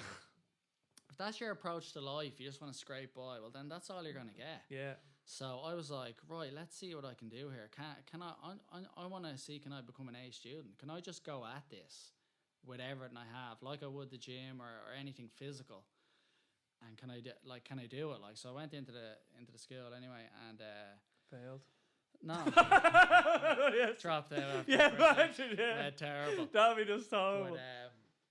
But, so anyway, I went in, and I just took it really serious, studied, and there was actually a moment. I remember one of the classes. It was what was it called? It was bookkeeping. So we done manualized, and we done computerized bookkeeping. And I remember one of the teachers said to me, I don't know, I was on my phone after lunch. She kind of came in and she kind of said something to me about put your phone away or you can leave. And it was like a flashback of being back in school. And like when that used to, like you were in my class, you know, it's like anyone went to school, you know, so I was like, so I just felt like I just kind of went, and then I stopped myself because I've been meditating at this point, and I'd done a lot of... You felt that feeling. A lot of inner work, you know what I mean? So I was able... There was like a lot of inner work. There was... I had a filter. I was able to... I could stop... I just don't react anymore, you know what I mean? Like there's a filter, you know, unless I want to react generally. Depending on the situation, of course. Anyone can be triggered, you know what I mean? So I didn't do anything, and then I was just sitting there. And my natural reaction when I was younger was I'd shut down and I wouldn't bother in her class. Then I just go, right, fuck you, I'm not bothering. Yeah, I'll show you who doesn't give a fuck. Yeah, exactly. I'll show you who's not applying themselves and just confirm what they're saying. Yeah. Like, so it's safe. It's a safer position. But anyway. So I was sitting there and I go, right, this is a crossroads here. What am I going to do? And I just go, I'm going to show her. I'm going to smash this module. I'm going to smash it. And to be honest, I was finding it hard at the start. It was all debits and credits, and I was just looking at it, and I was like, what is this like? And I thought, what I thought a credit was actually a debit, so I was just so confused. And then ended up studying loads, doing loads of extra work, and then I smashed it. I got 8 A's, so just to cut through, I got 8 A's, and in her subject, I got 100% in the test. She actually called me into the office. I was like, how do you think you're doing? And I was like, well, I hope I pass, like. And then she goes, you got 100. And I was like, no way. You know what I mean? So. And then you was like, guess I better keep looking at my phone. Yeah, but that was the catalyst. That was the catalyst. So that just shows the change in mentality. So from that point then I had confidence. I was like, geez, I can do college. So then I used the level 6 then to apply for, to do a degree in applied entrepreneurship in IADT Dunleary. And I realized, I found out about this thing called an advanced entry. I applied for the advanced entry, skipped first year, went straight into second year, and was studying in there then. And then that was going great as well. Done a couple of years of that and graduated. And then I won the award. I won like the entrepreneur. It's like the entrepreneur of the year. It's called the Olivia Burke Award. It's actually a lovely award. Olivia Burke was one of the students that died in the Berkeley balcony accident years ago. Do you remember that? Yeah. In California, and her parents created a bursary for the college, and I won that. So I got some money basically to start up my business, like, so it was unreal. And then after that, I had an option to do an add-on year to do the honors bachelor's in applied entrepreneurship, but my grant, there was a thing with my grant I would have to pay, and I was just like, and then I seen a springboard postgraduate diploma, level 9, digital entrepreneurship, so going into something that I kind of want to go towards later. And I was like, right, I'm going to do that. That's free. Got for free, like. So I done that then during the pandemic. Got distinction at that as well. I got distinction in degree as well. So it was all A's and B's the whole way through. And now I'm doing a master's in strength and conditioning in IT Carlow. I think they changed it. It's a university now. They've changed it to like Southeast University or something. So I'm in a university now doing the master. So I just finished the first 2 semesters, be starting the thesis next semester, and then we're there. So basically went from thinking I couldn't do a level 6 to now up a master's level, and it's like I'm even considering maybe going for a PhD after. We'll see. But it's just pushing yourself. It's stepping outside the boundaries. Do you know what I mean? If I had to just listen to that bit of doubt and fear, like that, when that course got cancelled on me, if that was me years ago, that was my cop-out. That was your way out. And I would have had this story, and it would have been great. Been in the pub going, I was going to do this course. I nearly had it. It slipped through my fingers. You know what I mean? You know what I mean? They fucking drown me sorrows. Like, the course got taken away from under my feet. Anyway. Got taken from under my feet. You know what I mean? But I wanted it, and I went after it, and then it's just led to great things. You know what I mean? I met so many cool people along the way. So many things have happened that wouldn't have happened if I hadn't have done it. You know what I mean? So my point being is, you can go back to college at any age. It doesn't matter. I went back, like, I think I was 24, 25, and I've loved it. It's been great. Like, I love studying, and I love kind of challenging myself academically. I actually really like it now. Like, it's a complete 180, and I just love the structure and getting assignments and getting put under pressure and having to perform. The structure and the sort of so when we talk about, well, for me, you know, not knowing the path forward can be a bit daunting and a bit debilitating, and especially when you've loads of options. Yeah. But in an academic setting, it puts it. It's like, well, this is what you have to do. There's a syllabus. Yeah, you know what I mean. There's modules, and it's all nice. Structured. It creates order within the chaos. You know what I mean? Whereas what you're explaining sounds very chaotic, and chaos creates panic and uncertainty. Yeah. Whereas when you've order's like you feel like secure and stable, and you know what I mean. That's why you know what the future will hold. Even society is like, civilized society is orderly. So we have like, right, we drive on the left side of the road. If there's a red light, we stop. We have all these rules. Yeah. If there's a queue in a shop, you have to get to the end of the queue. You know what I mean? There's all these things that create order. Otherwise, it's just chaos. So in terms of learning, I feel you need to create order. Yeah. You know what I mean? Otherwise, it's all chaos and it's 100%. overwhelming, and you get paralyzed by kind of analysing Yeah, it. and you'll be dipping out of things. And Yeah, you won't and you're never getting anywhere, never penetrating. Never getting anywhere. Yeah. That's the real problem. So, but it's just a beautiful thing that you were able to go back with a different mindset, because, you know, similar. I was just all about. I mean, I dropped out of my masters. I got found out. Like you can't. It's great that I did get found out. You know what I mean? Because otherwise, you got to level 9, Yeah. Master's level without. I got to the final. I passed on. Yeah. I paid for repeats. I did the whole fucking thing, and then the final like project, it was just like, no, do you not get, you know? And I didn't deserve it. You know what I mean? But that mentality of just trying to get by, it spreads into everything. It spreads into everything that you do, attitude. and it's an attitude. And unfortunately, like when you're younger, you can't really see it, and no one's really. And that's the problem. I think you're trying to get away. That's why it comes to your situation at home, or your kind of upbringing, or whatever the kind of consensus is at home, and a bit of freedom and a bit of you know, I had a lot of freedom and just being alive and getting it now. Like my dad always did want me to continue an education. Like I knew I had to go to college in some form, but and that kind of did push me to do something. You know what I mean, which was good. But I never had and I got it for free. I got the course for free through a grant, which made me think. See, sometimes you don't value things when they're free. Especially when I was younger, it all became about. Especially the whole thing was just we're getting a grant, we're getting money, we're buying PlayStations, we're buying Burger King. I remember when we used to go to NCI together. When I was studying computers, we used to go in sometimes, and then it'd be like we go in, we go to gym, and then we come out, and then it's like. Mike, I used to be down at SU, and I was just like, I got really good at pool, ping pong, or table tennis, ping pong, whatever you want to call it, and FIFA on the Xbox. And I just go down there and had rivals, and we're all down there just smashing, like, you know what I mean? I remember one day, there was this fella, he came down and he played pool, like he was mad into it, and he came down, he had like a pool cue, a little case, and I was just smashing, like I was just in flow state. I've never achieved this since, but I just couldn't miss. I don't know what was going on. I just couldn't miss. Beating everyone. Then this lad fucking queues up and he's sitting there. Challenge. And they're like, this lad plays at the pool team and all, he's really good or whatever. And I was like, all right. Bring him over. And he just takes out the pool cue, has his own chalk, everything. His name on it. Right? And I think he potted 1 or 2, and then I just potted everything. He just stood there and I just potted everything. I could not miss. I smashed him. And then he just unfolded the pool cue, put it back in the case, and left. No. Gone. Gone. You killed him. Gone. See ya now. That is you know what I mean? Me there painful. with like just the crusty pool cue. Yeah. Like, just like knew no nothing. chalk, just spitting on the top of it. No, but the problem was that all that time I was spending that should have been towards my modules and my degree was down there fucking playing pool and ping pong, no focus. And then I have a grant as well, and I remember I'd go down there for a few hours, and then you'd be like, oh, new Call of Duty, and we'd just go up.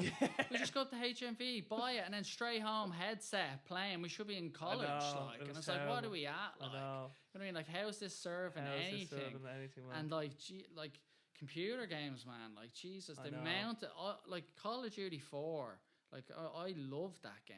Like I loved it. Yeah. And I was flat out. It was the first game that was online. I experience. remember we were in school. I remember I'd be sitting in school and all I'd talk about was Call of Duty. Like if you didn't play Call of Duty, you're dead to me. Like I don't care. Lads out the back with red eye. Gone. Yeah. As soon as that bus, on the bus straight home, boom, boom, boom, boom, all come in. I used to go home at lunchtime to get games in. Knackered. I'd be knackered. Yeah. And I remember sitting in class and be hearing like explosions going on. I'd be like, oh jeez. You know what I mean? Like, I was like, what the fuck? But it's nuts. I know. But I remember I put like 30 days or something into that game. I know. Something because it racks it racks it up and tells you, and it's just and like it starts going to days. It's just like looking back now, like obviously that was a period of my life that kind of had to happen to get me to where I am now. But I'm looking at that now, and it's just like, what the fuck? Like life is this is the best game there is. Like you can do it. Like this is about what do it. I know. Like put those hours into yourself and learn the skills. Like I remember Grand Theft Auto as well. You'd be like. Remember, I used to get CJ, San Andreas, bring him into the gym, get him huge, and then learn karate and all. I'd be able to just knock people out, one punch, kill people and all. All these hours, like, and then it's just like, I'm building this character in a game when I could build me in this. But that's what the problem is. And that's why I gave up video games then. I just realized I'm playing the best game there is. Life. But that's the problem, is that you were able to realize that and kind of exit. It's like there's two matrices. There's the real matrix that we're all in, the simulated reality, and the aliens, whatever. And then there's the matrix that we create for ourselves. We always create other different matrix. But gaming is very sinister. Because it has a real quick system. feedback You get the loop. dopamine's getting smashed. It's getting smashed.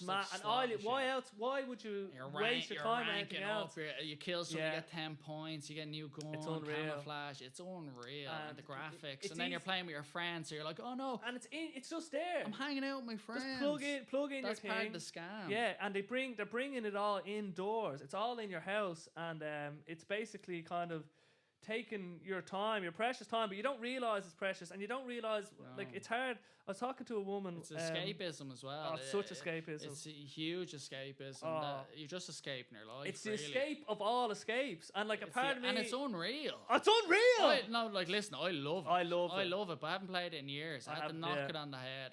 Like I love it, and just my personality, like if when I'm doing stuff, I want to, like anything that I enjoy, I want to try and be the best I can be at it. So that's not good if I'm playing a game, because I can't just dabble. Like I know some friends that are dabblers, and they're fine. It's not impacting their life.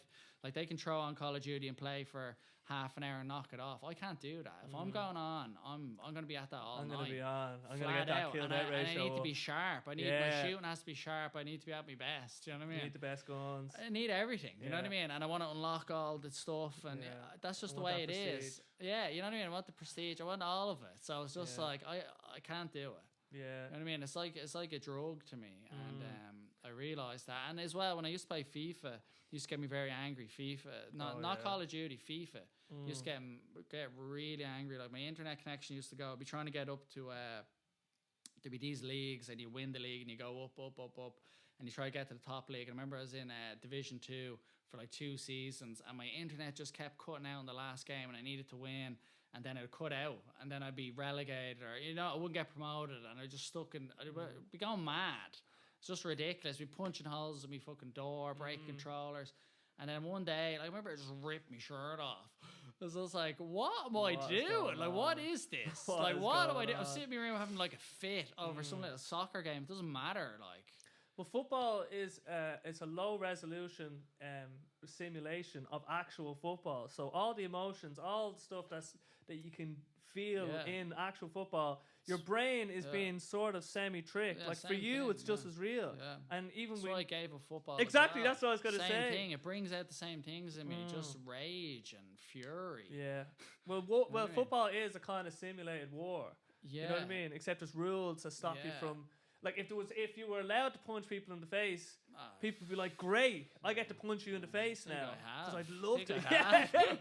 You know what I mean? Because there's a part of us. It brings out that side of us, that tribal element. Yeah, 100%.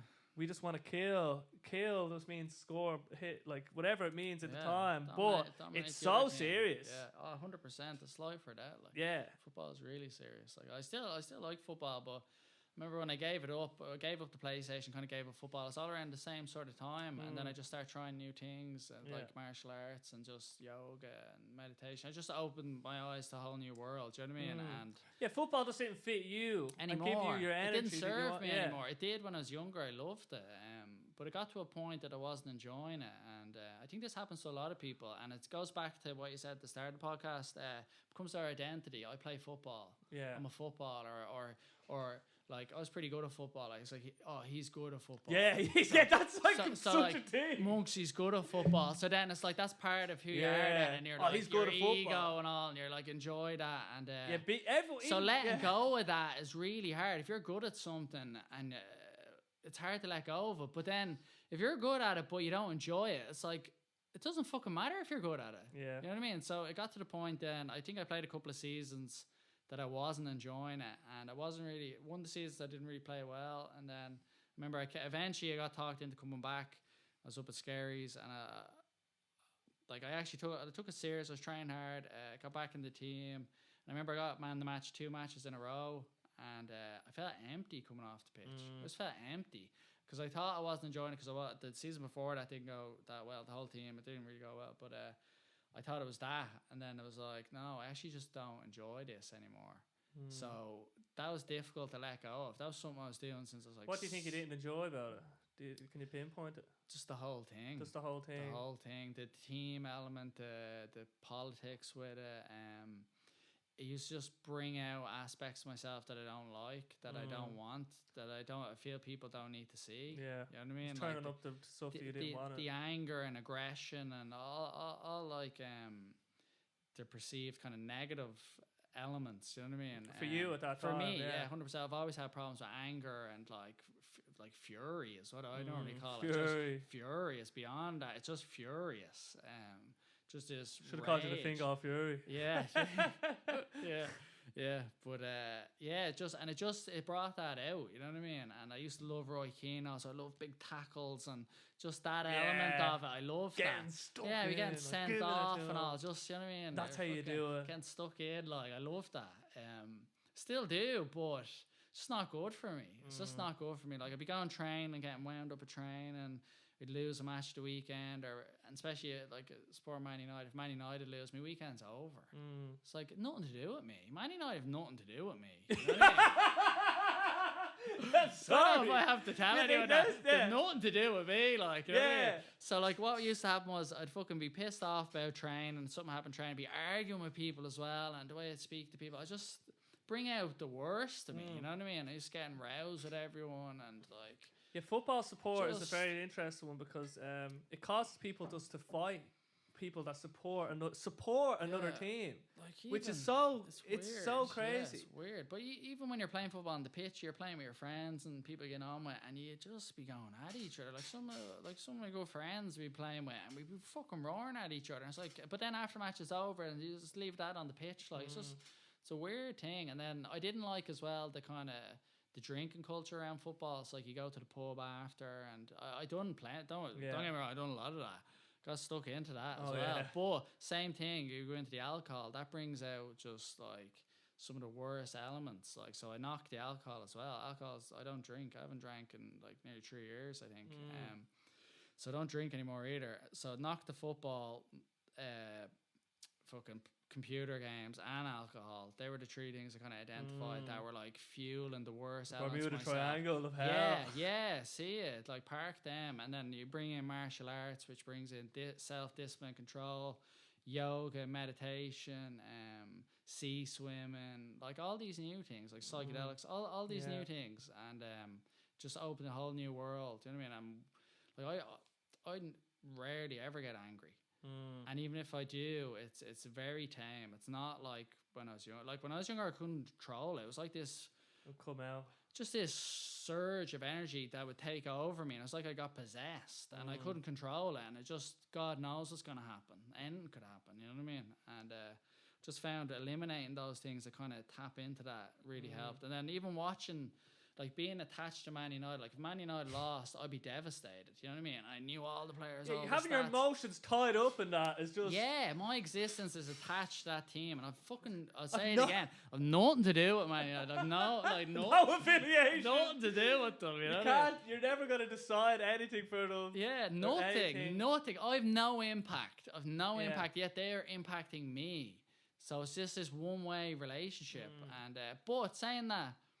Like Man United win the Champions League, I've had unreal times supporting the football, the highs. Even Ireland, like Robbie Keane scoring against Germany years ago, like doing the cartwheel, the class. Yeah. But I realised you can still enjoy those high moments, but you don't have to be as invested. You're gonna jump in and enjoy. You don't have to have support them from a like staunch, a toddler. Yeah, staunch. I was like hardcore. So I ended up not watching football for about 3 or 4 years. I only in the last kind of year or so started watching it again, dabbling. You know what I mean? And I'm like, I've watched a couple of full matches, and like. Man United are terrible now, so it's just like watching paint dry. It's like they're brutal. But if they win or lose, it doesn't matter. I actually have no emotions towards it, and I can watch Liverpool and enjoy them without any emotions. Yeah. Like I'm not like, oh fuck Liverpool, I don't care. Like they're good. Yeah, you're not like fuck Liverpool. I don't care. I'm just watching football to watch football. You have to be able to say what is real and what is not. If your support for something is making you delusional. Yeah, but that's what happens to people. They get it's tribal, and it's like our team versus your. It's not bollocks, but yeah, you have to. But that self-awareness, it's very important. That's what it all came down to. It's that you were just self-aware about these aspects in your life, and then you said, okay, what happens if I take these away then? And then we all have things that we're doing, and it doesn't have to be as extreme as a constant, like a team, a football. Yeah. It could be what we're doing every day. Oh, I eat a big pasta meal every night, and then I fucking feel like shit. Yeah. And I keep doing it. Been there. Yeah. I've actually been. Milky bars. Food is my only thing now. You know what I mean? It's all I have left. Milky bars at night. That was my thing for a while. Especially during that pandemic. I'd have the 2 big Milky bars, and I'd bring them into bed at night in the dark, and I just had to be dark. Had to be in the dark. Do you know what I mean? Just like under the covers, eating 2 big Milky bars. Just ridiculous. Yeah. Like, just hell on earth. Then you wake up and you're surrounded by chocolate wrappers in bits. Like, just in bits. Even with food, like. Yeah, it doesn't matter what the thing is. See, food can be a comfort. Food is and a lot of people use it as a drug. It's like their go-to if they're people do this with alcohol as well, but it's like if they're feeling sad, I'll eat something. Yeah, that's me. You know what I mean? Oh, if I'm feeling like joy or ecstasy, I'm really like we're having a great time. It's like, oh, let's get pizza. You know, it's always like let's bring food in, no matter what the emotion is, and goes back to that discipline that I was talking about. You can't allow your emotions to dictate your actions. So if you're feeling down, you can't use food as a crutch. Yeah, you know what I mean? 100%. Because you're always going to feel down at some point. Like your mood isn't a stable thing. It's this ever changing like thing that goes up and down, up and down. Yeah. And there's going to be times you don't feel as good. You're not going to feel as good. So your default is going to be going back to the food every time. And that's why a lot of people struggle to lose weight, because they use food as that crutch. And every time things are going well, as I said, when things are going well, it's easy to do what you have to do. Yeah. So it's easy to follow this clean, strict diet when everything's going well and everything's great. Then once you hit one obstacle, something doesn't go your way, and then it's like, pizza or whatever, you know, it can't be Rocky that. Road and can't be that for me for a while. Yeah, but it goes into like reward systems as well. So the reward, whatever it is that you're trying to stop doing, the reward can't be the thing you're trying to stop doing. Yeah, you know what I mean. And that's where people go wrong. You know what I mean? Like they're trying to lose weight, so they cut out all the bullshit food, and then they lose a good bit of weight, and then they're like, oh, I'm gonna reward myself in a Mars bar. No, you're not. Like all you're doing is letting back in those bad habits. That's all you're doing there. You have to try and change. You can like the reward should be that you're changing as a person. You know what I mean? That should be big enough reward. Like, exactly it should be. But when the problem is habit. Habits are so kind of ingrained, and they built up over our lifetime, and then when we try to change them, or not even change them, when shit hits the fan, like for me, imagine if we had a big fight right now, right, and it got real tense, like arguments that people take a lot out of me when they happen. They're real, and like I like I'm aware of this. You know what I mean? I'm aware that I don't have a good relationship with food when it comes to my emotional state. When I'm feeling down, even or when things aren't going well, I will lean on food 100%. Well, the first step is awareness, though. So you have that. So you have to build from that. That's the first step. What's the next step? Exactly. The next step, well, so even as recently as the last week, even, because sometimes when I've been flustered with the music stuff as well, I've just been driving fucking who knows where. You might see me around your favourite fucking supermarket with some chocolate. When you don't know where you're going, any road will get you there. Now, it's not like, I'm not as bad as maybe, but it's definitely something that it's a pattern, right? And then, so one thing I'm doing now, and then coffees as well. Like yesterday, I went out to McDonald's and I got myself 2 large cappuccinos. The first time I've ever ordered two. And just brought them home. What is going on? I brought them home. I forget what, I don't know what, I was just like, I couldn't believe it. Because Sean's normally here and like we do it together. And we do it, if we were going to do it. For Sean, but then he wasn't here. Yeah, then he wasn't here and I was like, this cannot happen again. And do you know what happened today? Because I had... sorry, I don't want. Could I use the toilet real quick? Oh yeah. All right, we'll be right back after these messages. Yeah. Do you know what you're talking? Like where you were? Yeah. He was just showing off there with his bottle of water, and it's finally come back to buy him. When you take your hydration as serious as I 4 He's just like I put my little beaker on the table, and then he just goes, "I'll just take out my." Oh, what's going on, you know? Sorry, now one of my clients actually got me that for Christmas as a present. The two of them had one. They were like it's like a rainbow color one. I used to take the piss out, and they'd be coming up the stairs with like oxygen tanks. That's what I was calling them. Then they got me that for Christmas, and it's like, who's laughing now? So anyway, so today, right? I haven't been off the rails, you know what I mean, with food. Like, it's not like I'm fucking sneaking bars in, but I didn't get a good sleep last night. Yesterday wasn't a great day, and just in terms of sleep. And then, so I was actually on my way to McDonald's, right, to get a coffee. And like the thought of two was in my head even, and I was just driving. It's just me in the car, right. And I get to the McDonald's, and I just take to right, and I start to go in. And before that, I was just thinking, if you turned around now, if you didn't do this, it would be very powerful. Like you could start changing. You could start changing things, right? And like, I could have turned around, and I kept going, and then I kept going. I was just like, just one more. And I was like, it's never going to be just one more. You know what I mean? It's never just. We know this, you know, right? The song "Bittersweet Symphony" by the Verve. But down the only road I've ever been down. Just going down. Like, he knows where he's going. Like, honestly, no! Right? And somehow, for the first time, like in a long time, I stopped myself. To just like today, like so, like I was like, no, I'm gonna go to Superfire, right? And this is what I've been doing in my head. If I'm feeling like I need something, buy loads of fruit, right? I'm allowed to eat as much fruit as I want, and I can drink as much tea as I want. Well, I don't. It's not like I drink. I had like 2 or 3 cups, right? I can't really. Way less caffeine. Way less caffeine, caffeine but it's the habit of going somewhere, and it's procrastination, really. It's not like you're running away from. I'm running away from it. I'm running away. Driving away. I'm driving away. And then you're telling yourself, I'm gonna get a coffee, get caffeine. Yeah, and then I'll come back. And then I'm going out. Because I had to do stuff today that wasn't related. Like anyway. So then I went to Superfire, got all my fruit, and I was like, this is like, because I've been experimenting with the fruit thing a bit, you know what I mean, trying to I eat loads of fruit. And just by saying, I always love fruit, don't get bars, I'm just gonna gorge on fruit. Dried fruit. No, not dry fruit. No, I'm saying dried fruit. You should get dried mango, dried apricots. No, but that's they're just unreal. Dried is and then mix some nuts with them, and if you so apparently dried fruit is like don't ruin it for me. Like no, I won't. But go on. Well, it's like just look at the sugar content or whatever. Did you? What? Glycemic index. Yeah, glycemic index. Yeah. You know, you're right. You're a fucking doctor, Monksey here. But anyway, the point is that okay, I'm gonna be swapping in fruit now. When I start feeling, and then hopefully start swapping out some, reprogramming my brain with this new mechanism, and not like, because the problem is that I always try to be so perfect with my diet. See, that's where you go wrong. And that's where I go wrong, because I can't be always fucking perfect. I need to let perfect doesn't exist with anything. Exactly. So you're setting yourself up to fail immediately. Every time. And then you fall off the wagon. 100%. And like the way I look at it is like if your diet's good 80% of the time, and then 20%, or even 90 and 10, whatever, somewhere in that range, that you're onto a winner there.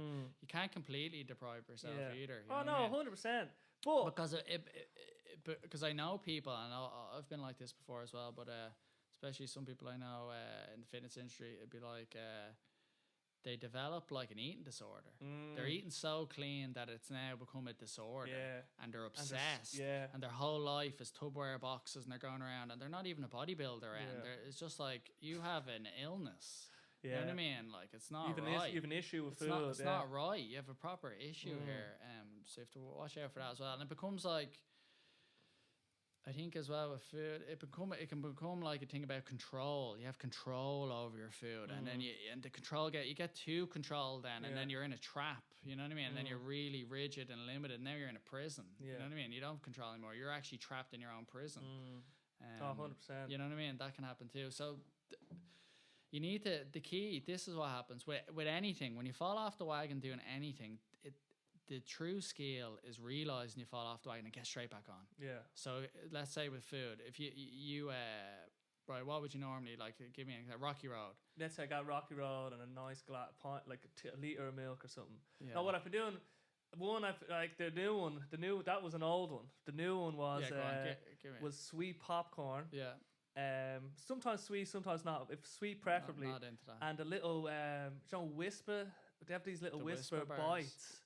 Right, so I get what I love doing. I get a bit of popcorn in, mix and them. then one, and then chew, and I'd just be no. driving. That I'd wouldn't literally be be for me, no. multitasking Oh, like that would be, and then Just around skerries, glutton, and then come glutton. home and with a little fizzy Diet 7 I Up don't drink fizzy to top drinks. off the evening. I can't drink fizzy drinks. Yeah, yeah. So if you do that, like, your next meal has to be good. You don't. The problem is when the dam breaks, when you give in and you're not perfect anymore. It's like, right, fuck it anyway. Yeah. You just throw it all out, and then it could be you could fuck yourself up for a week. That one slip could last weeks. Yeah. You know what I mean? You could just give up on your diet for weeks and weeks. That's what happens to people. So if you develop the skill of like, okay, I fucked up, I've fallen off the wagon, but don't beat yourself up. Go, right, we're getting straight back on. Next meal is gonna be good. Yeah, and there you go. Yeah, that's the game. If you can do that, like, don't lash yourself. Yeah, yeah. Because by you then giving up on eating healthy, like you're doing more damage to yourself long term. You know what I mean? And then you're also making yourself weaker as a person because you set out a goal and then you just fell apart and you just gave in at the first temptation, the first hurdle. Whereas if you can develop the resilience to go straight back in after you failed, that's a skill. You know? Like in general, like, you know, my food habits are pretty good, and I got like I'm in such a good place with just enjoying the meal, my super meal that I have now, which is kind of like a stir fry. But I used to be eating stuff that I wasn't enjoying. Yeah, you're trying to optimize. I was trying to optimize. Yeah, you're just all about like robot. I used to be such a robot, It's and not right, like. for a while when I was in London, all I ate was nuts. Cooking's an art. Yeah, you know what I mean, like you're into music. Programming's an art. You're into art. You know what I mean? Like, cooking's class. It's an art. The way unfortunately, now I do have an optimized meal. In terms of nutrition and time. You look at it as like a burden. I know. You have this burden. And it's I've terrible, always noticed that. It's always like, how can I? If I just didn't have to make it. I know. You know what I mean? Whereas if you can get yourself into the mind of like the process of cooking, I'm gonna create a nice meal for myself. I'm gonna cook these. I'm gonna cut up these vegetables. I'm gonna cut the potatoes or whatever. I'm gonna season the meat. Let it sit there. Do you know what I mean? Put loads of effort into it, and then cook the meal, and then you get it back. I know. The love you put into the food comes back. Yeah. Because the food tastes nicer rather than like, oh, I have chicken, I'm just gonna whack it in and boil it and put like a tiny bit of salt. It's just dry, and you're like. Like, why would you do that to yourself? Or not even even the meal, the stir fry thing I have now, I was trying to optimize that too much. Where there's chicken in it, but then I was thinking I take the chicken out, you know, then I'm eating less animals, which is something that I like. I'm not anti eating animals, but I'd like to reduce the amount of animals I eat if I can. But then it wasn't as nice, and I was like, don't sacrifice this nice meal that you've made that actually is nutritious. Just because of one little thing that's not perfect with it, you know what I mean? Yeah. And that's always been the way with the food. So it's something that and you have to eat what's optimal for you as well. Exactly. I understand the ethical stuff when I eat meat and that, but a lot of people that like I've ate vegetarian many times, especially like I studied yoga and stuff. So stayed in the ashram and all. Yeah, it's the sapphic diet though. It's a vegetarian but slightly different. And like I've done it loads of times, you know what I mean, for periods of time, and you can do it. You can definitely do it. Like especially when you understand like the micronutrients and your macronutrients as well. Like when you know all that stuff, you can supplement and make up with the iron and these sort of things. Like, but the problem is that most people that swap to vegetarian or even vegan, they cut out the meat and then they don't replace those fucking the nutrition. They don't replace it, and then they become depleted, and then they become anemic, or you know what I mean, vitamin like B12, iron, there's omega-3s. Yeah, they're just not getting what they need, and I kind of think I don't really have a stance on the meat thing. I personally, I've done both. And I can do both. I function fine without meat or with it. I prefer eating meat. That's kind of where I'm at with it. You know what I mean? I do have a dog. I love animals. Like I love like even horses. Like I really like animals, and it's kind of weird when you're looking at them, and like especially when you look at an animal in the eye, and you're kind of like, well, that thing appears to have a level of consciousness. Especially a cow. Cow's eyes are just massive as well. Yeah, and it's like that thing looks like it has a soul, like, you know what I mean? But at the end of the day, it's like, this is how I rationalize that thing. I think the earth is one living organism that just recycles itself, and we're just a small part of that whole process. And even when we die, animals are going to eat us. Animals are eating us now. Yeah, you know what I mean? Yeah, there's bacteria inside us now. There's more bacteria in our body than our own cells. Like, you know what I mean? So what are we? Are we walking bacteria? Exactly. So when you start looking at it from that perspective, the whole earth is just one living organism that's feeding off itself. So when I think like that, I don't feel bad at all. And that's kind of how I've found a way around that. Yeah. But back to being optimal, you need to supplement and stuff. If you're not getting enough protein in your diet, if you're a vegetarian, you need to be having like protein supplements, and then you need to be having your vitamins, and you need to do it right. Especially if you go vegan, because you can get really sick. Like I know some people that have got really sick. They're just eating Doritos and like sandwiches, and it's just like that's just way worse. But they're on this moral high ground. Then like there was a guy I used to go to college with. He was a vegetarian, and he's pale as a ghost, and he was always sick, and he felt depressed. And I was just looking at him. Your diet's shocking. You're just drinking what are those Monster drinks and all. And it's just like, not saying you don't have to eat meat. I'm not saying that, but you need to have a nutritious diet. It has to be. It doesn't have to be meat. Like it doesn't have to. You can't just stop eating meat and just keep eating like simple carbohydrates like processed foods. And stuff. But people are doing that, and it's crazy. And then they think they're eating healthy. Then like I know they think they're eating healthy. I know some people that go to me all the time go, yeah, it's vegetarian, and they automatically think that's healthy. And I go, that doesn't mean that just means there's no animal products in it. That doesn't mean it's healthy. People haven't even looked into it. I haven't looked into it at all. And I think for me, I can't imagine ever not eating fish, because I think fish, if you look at how much there is in it that we get out of it, especially the omega-3s, the proteins, the calcium in the bones, vitamin D as well. And the way I actually can see it is that it makes sense that we would have adapted to squeeze as much out of fish as possible, because our earliest ancestors in terms of our animal family tree would have been fish, and they would have been eating fish, and the fish that developed a way to make use of the other fish would have survived better. You know what I mean? So fish, for me, it seems so like clear that okay, there's an evolutionary mechanism why, and it's just so there's no other meat really that has as much in it. So for me, I always have a tin of salmon, which is my simple thing. I eat it when I go work out, so it's just like, all right, I have to suffer a bit through that. It's not suffering that much, you know what I mean? There's one downside with that, though, is the metals. Yeah. When they're in the cans. And so plastics you can get heavy as well. metal poison and plastic. Yeah. And look, downside. there's a downside with everything, though. There's a downside with everything. Man, if you watch that show on Netflix, Seaspiracy, oh, yeah. Jesus, you won't want to have it, and especially that Scottish salmon. Stay away from that, folks. Yeah. Do you know even the they're salmon? They're dyeing the salmon to make it look like salmon. It's just this like white, like fucking depressed salmon trapped in a net. Like the only thing they're doing that with fruit as well.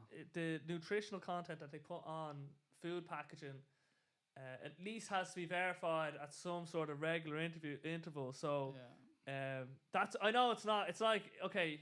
You're eating. Nothing's perfect. Nothing's perfect. Mean? Like to be honest, my ideal would be that I owned a lot of land and I grow my own food and maybe have chickens and do you know what I mean? And if I could fucking do Joe Rogan and hunt or something, that'd be ideal. But I'm not in that position. You know what I mean? And it's like, just. I've limited money, and it's like what you know what I mean? I'm just trying to survive. Yeah, just trying to live. I don't agree with the factory farming and mass kind of agricultural stuff because they're destroying the soil, and I think what they're doing to the animals, like I've seen videos, like they pump animals full of steroids and they're just slaughtering them, and they're just growing them to kill them. They're having no life. It's a holocaust every day. Yeah, I think it's terrible. You know what I mean? But at the same time, it's like. I'm not in a position to stop that, and I do feel that like I enjoy eating meat, and I think I work better when I have meat. I can work without it, but going back to what I said about the earth being one organism, sure, people probably rip that to shreds, but that's how I view it. But you can view it whatever way you want. No, I know. Yeah, so I don't feel bad about it at all. You know what I mean? I think there's suffering going on in all areas of the world. You know what I mean? I'll do my best to try and reduce the I think we have to look after the soil though, like, because if the soil goes, we're fucked. Oh man, you know, no, we're gone. Like, if the soil's bollocks, we're gone. You know what I mean? We're already like that Seaspiracy show shows that we're kind of destroying the sea and like just mass fishing. Like, we're just like wrecking the place. There's plastic everywhere. Then the Amazon. Yeah. But the algae in the sea, that's really important for the oxygen. You know what I mean? That's actually it's more important than the Amazon. Like, most people think it's the forest, but it's actually not. It's the algae in the sea. So between the two of them, if you're destroying that, we're destroying the oxygen, and then we're destroying the soil where we grow food, because we need to grow food to feed the animals, to eat the animals, and just to eat crops. And then the soil is tied to the water table and the sea because of runoff as well. But my thing with the global warming, I think the earth will just eradicate us. Like, I don't think we have as big a part to play as we think we do. I think if we start acting up a bit more and it actually is having a massive effect, the earth will wipe us out. Just create a virus, or we'll get wiped out. Like, there's a bigger organism at play here. We're just little ants running around conscious. We're shaved apes, you know what I mean? And we think we know more than we do. When we're not, when we've reached our limit or capacity, it will come to an end. You know what I mean? Like, it will naturally come to an end. I just, the activism stuff to do with meat and global warming, I just have no interest in that. You know what I mean? I get it. I do get it. Fair play to you. But I don't want my life to be, because I feel when you become an activist, it's like your whole, it's that label thing again. Who you are is built around that. And the moral high grounder gets me the worst. Yeah, and they're righteous, and they're just like, and they only see one point of view, and I'm just not really into that. You know what I mean? And do your thing. You know what I mean? Oh yeah, like for me, I know that from a moral standpoint, the suffering that I am imposing with my decision to eat meat on animals isn't good. It's real. It's kind of hypocritical view, but that's just the way it is for me, unfortunately. And you know, I really respect people that are making that decision, and for them, because it's their decision to make for them. Yeah, but totally. You shouldn't. Don't be righteous about it. Don't be righteous, and never condemn. Never condemn, especially what you don't understand. Yeah. And what we always think. If you ever get into a position where you think you're better than someone because of an idea or thinking, then you're in the wrong place, and it's a dangerous place. And no idea is beyond ridicule. No idea. Oh, yeah. You know what I mean? And it seems like today there's a lot of topics, we won't even get into them, but there's a lot of topics that you're not allowed to even make fun of anymore. And I don't agree with that either. I kind of think nothing is out of bounds. I think you should be able to ridicule things, make fun of them, because that's how you progress. That's how you learn. Oh, maybe there is a flaw in this idea. Maybe we have to reevaluate this, and that's how you get to a better outcome. Yeah. When you start putting topics off limits for the debate or discussion, you don't progress. Then we're stuck. We're stagnant. They never evolve. Like, look at like the Catholic Church. It's like they put out the rules and that's it. And look at them now. You know what I mean? The time is passing them by. That's what happens with all things. If you don't evolve, you eventually become redundant. Well, even like the president of the China, world is just constant change. He stops people from even abusing them, and like even saying they banned Winnie the Pooh from China and stuff. Really? Yeah, like because he looks like him a little bit, and the people have pointed that out. So there's no, if you can't talk about ideas, you can't ridicule them and laugh at them, because that's part of it. That's part of the evolution of ideas and thinking about them and talking about them.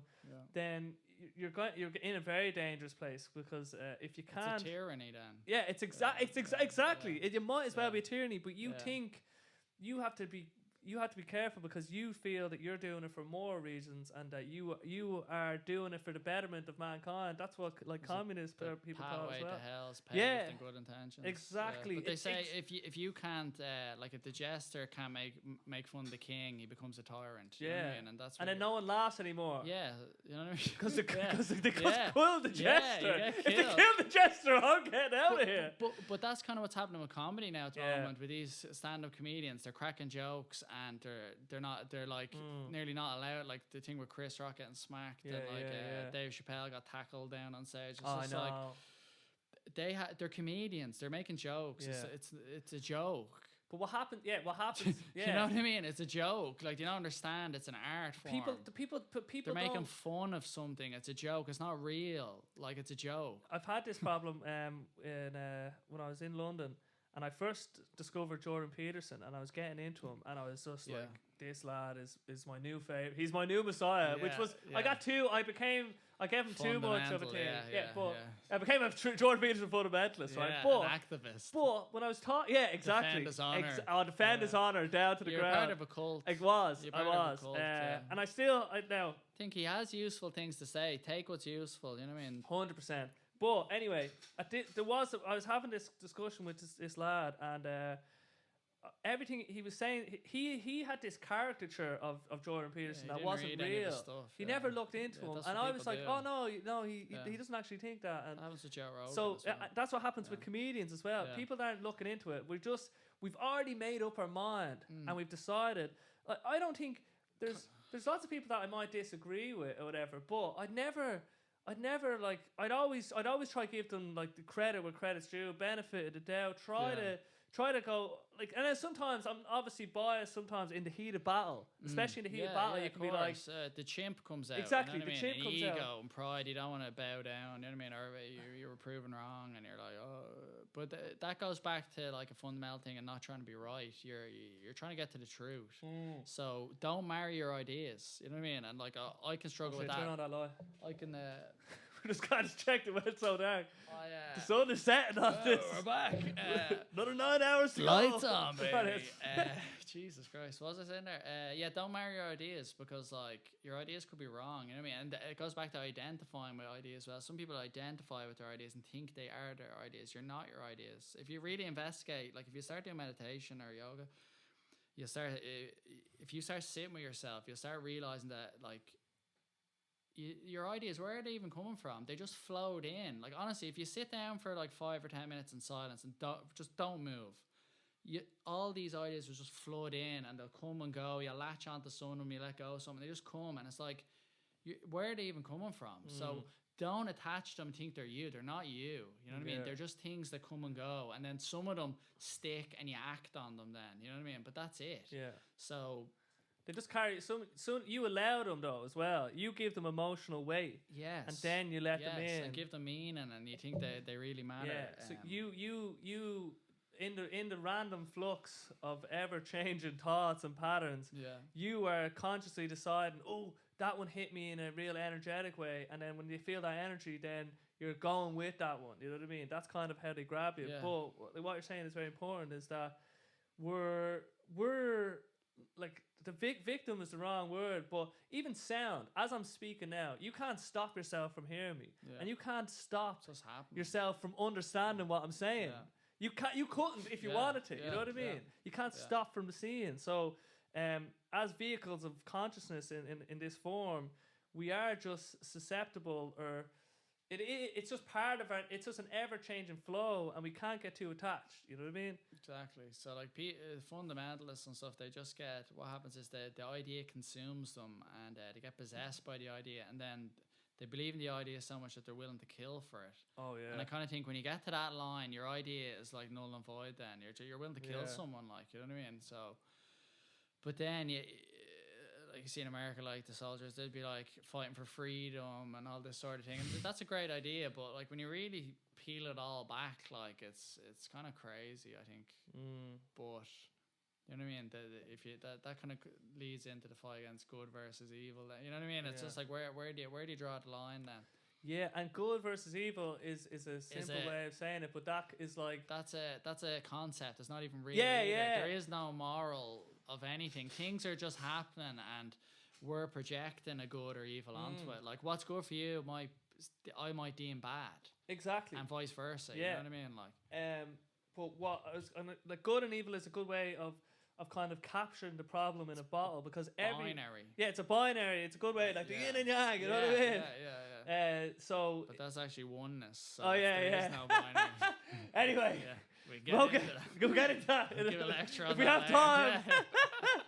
But even it, yeah. people that believe in flat Earth, yeah. and people might say, I know, I believe the Earth is round, but I hate the science. I hate the kind of viewpoint of some scientists. I don't know what I believe. Yeah.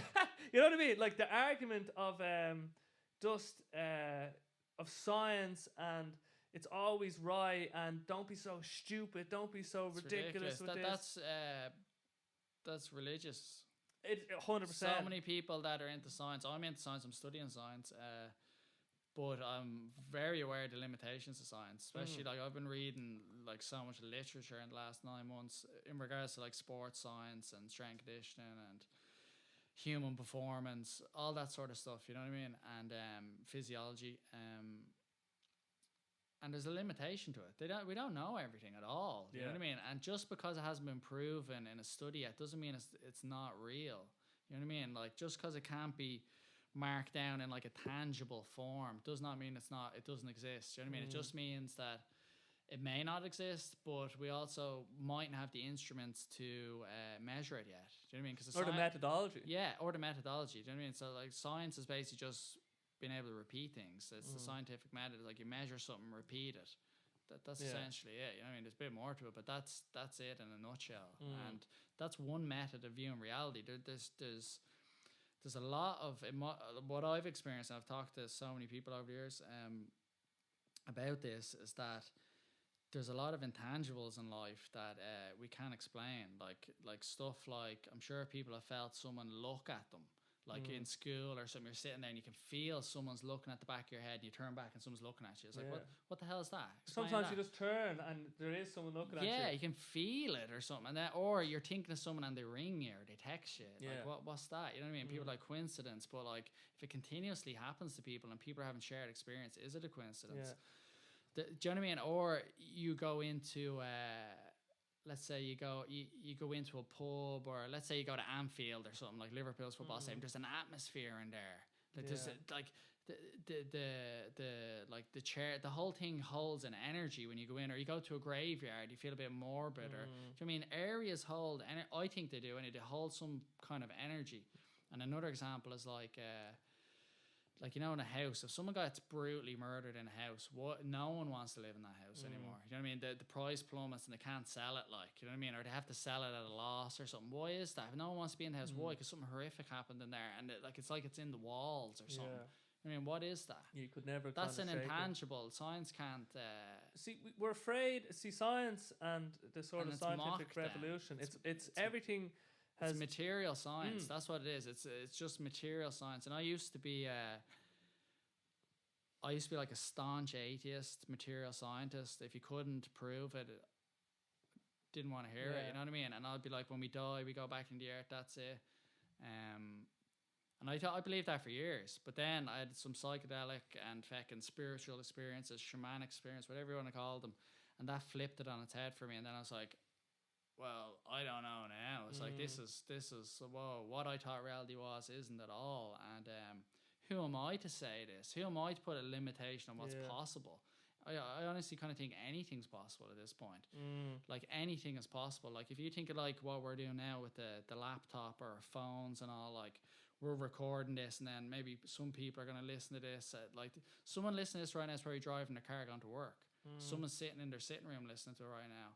You know what I mean? And they're listening to it right now as they're listening, but they're not listening right now, but they are. Yeah. You know what I mean? As we're recording it, they're not listening, but they are listening. You know what I mean? So it's like magic. Yeah, that's like one layer, right? And then there's the layer of me and you are born into this reality, and we're experiencing this right now as whatever the fuck what is this? In this reality. Who are we? What is going on? This makes no sense. No. So who are you to say anything? Exactly. Who are we to say anything? It's such a like absurd stance to take. Exactly. But they can't see it. They stand on this academic pedestal and like I'm clever, and it's just like But they're afraid of they're afraid of not knowing. I think that's part of it. So like I saying, if they don't have the answer, then that creates the anxiety because that's not order. You have to be okay with not having the answer. Exactly. You know what I mean? No one knows what happens when we die. No one knows that. But we do know we're going to die. Yeah. You know what I mean? So exactly. But no one knows where we were before we died. Exactly. Before we were born. I personally feel like it's some sort of process that we're going through, and there's just stages. So like, let's say two humans attract, and then there's like sperm goes in, the egg, fucking fetus grows, goes through a whole cycle, 9 months or whatever, gives birth, comes out, and then grows into an adult. The adult keeps going, and they get to a point that they peak, and then they go on the decline, and they go back down, and then it's like they nearly go back into a baby in a way, and then they die. So going off what we already know, like, so you started with like sperm and an egg that were nowhere near each other, came together to form this other thing that grows, peaks, and then declines. Like, who's to say there's not more stages after this? Who's to say the next stage is even better than this? Yeah. This is only the beginning. Like, you know what I mean? Going off what we already know, the next stage could be better. Do you know what I mean? How do we know that? Like, what is death? Yeah. Like, our idea of death is like the body's gone. But like, what if we are more than the body? What if we're limited by our body? What if when the body goes, then we get into the good stuff? Who knows? I don't know. But even the construct of like linear time or stages or the words that we use even to describe reality, I don't think are enough because I think whatever. I don't even know if time is linear. I've had some experiences right. Imagine all the kind of constructs that we're talking about, the kind of building blocks of reality. Yeah. We're sort of finite human consciousness trying to impose understanding onto this reality. Yeah. And it could be, for my current view, and I like this one, is that it's just all kind of, it's like the imagination of itself, whatever that kind of thing is. Like it's like an infinite consciousness, infinite potential, infinite source. God, and we're all kind of manifestation of that, and we're all just as infinite as like everyone is just as having the same kind of infinite cool experience as each other, and I don't know, and that could be, I don't know what that is true, but it feels like this reality in itself is the dream of itself, just because it could, and everything that is in place is just because it's hard for me to articulate this, like I know what you're getting. But our experiences with like psychedelics, I think, have been pretty sort of constructive in this regard, for me anyway. Absolutely, expands your consciousness. Do you know what I mean? Your awareness just gets blown out of the water. What you thought reality was gets flipped upside 100%. down. So now you've been given new information, new experience, and it's like, what are you going to do with it? You know what I mean? What are you going to do with it? Are you going to act the same as you did beforehand and pretend you didn't see any of that or experience that? Or are you going to go forward with the new knowledge and interact with the world slightly different? Like, what are you going to do? Yeah. You're never the same. Exactly. Like psychedelics are kind of good or bad experience. And good or bad. I found sometimes the bad experiences are even more transformative. Yeah. You learn even more. Like, as painful as it can be, it gives you this kind of opportunity to work on whatever was shown to you. Well, yeah, there's levels of bad, I imagine. Yeah, so bad. I had an experience where I did. Now, obviously, I just want to preface this by saying that, you have to be very careful with this stuff. Yeah, it's not for everyone. And it's not for everybody, absolutely not for everybody. Not glorifying it at all. No. And if you were ever to experiment with anything like this, start with the smallest possible dose possible and move in small increments up. And then I'll say no more. And follow set and set. Setting is very important. Research set and set. And take it very seriously. Very, very seriously. Really as serious as you've taken anything. It's the most serious. So I had this experience where and I was going to take it serious because I'd never done a big, like, heroic dose, like the 5 gram mushroom trip. Terence McKenna, yeah. And, terrible advice. In darkness. Terrible advice. Like, I know. I love Terence McKenna. That's awful. But I just wanted to see what it was like, because I dabbled in psychedelics, and I had one kind of, anyway, I won't get too into it, but So like for 2 weeks, I was like trying to meditate. I was listening to the Icaros, like chanting, like beautiful, getting myself in the headspace. Woke up, 9 o'clock in the morning, treated it like a ritual. You know what I mean? So you should. Like it was like had the mix, and then I decked it. Went into my little crawled up into my little thing, put my head things on. Had one of the most profound experiences of my life. I just felt. I felt the only thing I took away, and I had to write it down immediately before I got carried away with anything else, was just love. Yeah. But love in a way that wasn't was different. It was like a universal love, like love at the source. It felt like that kept me from going into. There's a there's a possibility of descending. Yin and yang. Yeah, it's the duality of light and dark, and that saved me. But they're one. Like it was like because I was in in complete darkness, and you're basically being whisked away. You forget you're not even in your body anymore. And then the song starts playing, and then it starts playing in a different way, and it starts getting darker, and somehow. That's where I think we've talked about this a little bit. I've never went down there, but like mental illness, schizophrenia, that's where that lives down there. But I was able to just hold on to love. And I'm just lying there in my bed, you know what I mean? And it saved me. It saved me, and it showed me, I believe, like a life jacket. Yeah, it showed me what was at the center. And then so then I came out, right? And then after like a few hours, 2 hours maybe. And I was like, oh shit! Like I forgot the music was part of it. I forgot everything was part of it. You don't know, like. And then that was grounding you. Then I had this experience of I looked to my left and I had this bottle that I brought up with me in case I needed to piss because I didn't want to move, I didn't want to do anything, right? And so just optimizing. Exactly, I was optimizing, and I looked at this bottle and I realized that I didn't think whose bottle it was, or who would care if I pissed in this bottle. And then I realized I didn't consider anybody when I was making this decision. And then I realized I don't really consider anybody in my decision making. And then I realized with my last relationship, like shout out to Amy, like I never really gave her the consideration that she deserved, and it was and then it just bled into my whole existence, and I broke down. I was so emotional, and it was like a horrible realization. I was like, it was fucking. I'd never seen it the way I seen it, and then when I seen it, it completely changed everything. Like now when like even with my family, and like I'm thinking, how is this gonna? How can I make things better? How can I show them? Like how can we do things together? How can I? Like I'm actually like it's been such a switch, you know what I mean? Expanded your awareness. You can now see things that were once unseeable. It was crazy, but the fact that I was able to have that, and then like I went up, and then I came down. I was able to like that same day, like sit with my family and just be like, it stays with you. Yeah, it stays with you. Absolutely transformative. So you can them kind of experiences really show you that.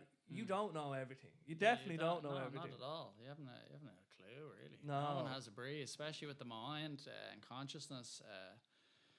Like fair enough with science measuring things and all, that's a bit different. But just actually the mind, we haven't a breeze. Like we don't know anything. You know what I mean? And the way we treat the mind at the moment, there's kind of two fields. So you have like, let's say, therapy, different forms of therapy and psychiatry, and one kind of field, just to really generalize this, make a binary, one is like medical kind of medicine, so medication. If someone has some sort of mental illness, even if they have anxiety, depression, whatever, you know what I mean, they will be prescribed that. Or the other method is like talk therapy, and then behavioral therapy, you know what I mean, changing your behaviors and interacting with the world. But what's going on now is there's like Johns Hopkins University, there's MAPS, which is like a multidisciplinary psychedelic research or whatever. They're doing loads of work on kind of expanding consciousness through using psychedelics, and they're using it to treat like PTSD, depression, anxiety, and they're having amazing results. Like they're using things like psilocybin, which is magic mushrooms or magic truffles. That's the active component. Like they're using that for like depression. Then they're also using like MDMA, which is not really a classical psychedelic, but they're using MDMA, which is ecstasy, party drug. They're using that for like PTSD and like trauma and stuff, and they're doing like MDMA assisted therapy with it, and it's like they're doing a lot of it on like soldiers, like Vietnam vets, all these like, particularly in America, like they're getting these soldiers in that have loads of like trauma, PTSD from the wars and what they had to go through, and like they're doing 1 or 2 sessions, and they're able to relive their experiences without the fear. I think it's like the amygdala, it's like the fear center. Is that right? I think it's the amygdala. Yeah. MDMA like shuts that down temporarily, and it just opens your heart, and your like serotonin is just flooding through your body, and you just feel love. Like it's the love drug. That's what it's called. That. But you're able to sit with a psychotherapist or whatever, and go through trauma, talk through it with your heart open, and you're actually able to relive the trauma from a completely different perspective with your heart open, and it just completely changes the whole thing. Because a lot of trauma and all that sort of stuff it's actually your perspective on it. It's like it's a story in your head. Yeah, it happened, right? But it's a story in your head, and if you've negative emotions attached to it that are affecting how you're living your life right now, that they're always there. But if you're able to go back and revisit it with a new like lens, it's like putting on, I would look at it this way, then I put on my fucking sunglasses, this the MDMA, and it's like, whoa, this is great. Actually look like MDMA now. Yeah, like, oh. You know what I mean? But yeah, so it's like, oh my God, and you're reliving this. And it doesn't even have to be bad trauma or anything. It's just things that are holding you back in your life. Maybe you're bullied in school or whatever it is. Yeah, you're an alcoholic. You're able to go back and look at all this stuff from a new lens and take them off. And then afterwards it lasts, and it's not this burden anymore. It's not dragging you around. You know what I mean? And then even stuff like LSD, San Pedro, peyote, all these different psychedelics that you don't even have to use them to cure mental illness or trauma or anything like that. You can just use it to expand your consciousness, and you can also use it to kind of just get rid of blocks that are stopping you kind of achieving your goals, like we were talking about earlier, like just little blocks like that maybe even, it could even just be that like critical voice in your head. Like we all have that voice. It's like that chimes in every now and again, starts telling you you're not good enough to do this, or doubt, and you know what I mean? It's just in at you all the time, or whipping you if you're at a rocky road, or that voice. It can help you tame that voice and deal with it. And then like we're our own worst enemies in life. Do you know what I mean? The main person in our way to achieving anything in life is ourself. You know what I mean? And psychedelics can help you develop a better relationship with yourself and get out of your own way. And you can start viewing the world and stop going around being scared and fearful, and just go around with your heart open and seeing the beauty of life. You know what I mean? And seeing how amazing it is, and not just like shelled up and scared going around and like, oh, we're gonna die, and I'm afraid of this and I'm afraid of that, and I can't do this, and caring about everyone thinks and all. It can shatter all that. And you have a whole new reality, you have a new world, and it can be better. You know what I mean? For me, I think the fear of dying, or my health anxiety, my hypochondria that I've suffered with for a bit, I'm probably still susceptible to, but I have a really good hold on it at the moment. Good for you. The psychedelics kind of they definitely just. I remember when it was really bad, and then when I came home, had an experience with LSD that kind of just made me just figured it just said this is like pointless worry or whatever, and it just made me. It seemed to help flick that switch and give me, I think, around death, especially psychedelics, because it's an unknown thing, but psychedelics make you think, oh, you really don't know. Like if people say they think you die and then that's it, or they think that this is all just a material plane. Like psychedelics, whether you like it or not, will make you question that and give you kind of first-hand experience of thinking maybe no one has a fucking clue what's going on. Yeah, it can also, like, sometimes this happened to me loads of times, but doing psychedelics, and then what you think is happening around you, like you could be with people, and what you think is happening around you actually isn't happening at all. Like you're in your own thing, and you think this is going on, the rapture is the world's ending or something, you're gonna die, and like everyone else is not having that experience. You know what I mean? And then it's just kind of like, you know what I mean? And then you realize, Jesus, that could be the case when I'm living my life anyway. Without the psychedelics, you're going around fearful, or you think people are slighting. You know what I mean? And you're just way off. Yeah. You're actually just not with what's going on. You know what I mean? That can happen. Like, oh yeah, yeah. You know what I mean? But especially on psychedelics can happen. It's funny sometimes when you're well, like it's funny. I think we talked about this a lot. But I think you might have said, all right, when you're talking with someone, you're both talking about something, but you're also not talking about the same thing. Yeah, we discussed this on LSD together. On LSD, I said it to you. yeah. Something I noticed. There was something you said it to me recently enough. I think when because we discussed this a lot, because we're always trying to get to figure things out. You know what I mean? And I think it made a lot of sense. Even if we're talking about this cup, or I call it a cup, you call it a flask, whatever we call it. We're talking about this thing, but really, your thing in your head is actually different than the thing in my head. It might be close enough that we can talk about it, but it's different. You know what I mean? And 100%.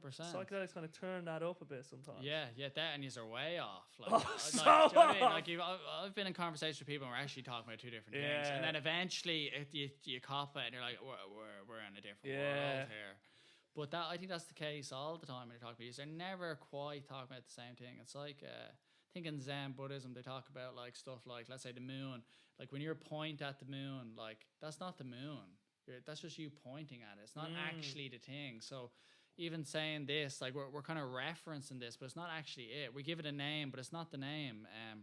Like this, a pen, but it's not. Like a pen's just a word. It's an English word. It's not what it is. It's nothing. You know what I mean? It's an idea. It's sort of like it's a low resolution image. Yeah, this is some sort of shape that performs things. You know what I mean? Or there's no way, even with all the words, I can't get at it. You can never get at it. Yeah, and it's the same with like. Even with art and writing songs and all, you're trying to get to emotion. You're just pointing at it. You can't get at it. You can never get at it. You never get at it. You're always just you're trying to touch it, and you can't. Get closer, but you'll never. If you could see it on a graph, it kind of approaches infinity. But as you move faster, like in through space, you move slower through time. But if you can imagine, even if we were to try and move at the speed of light, we're too heavy to. So we'd approach it, but we'd never quite get there. We'd just be inching.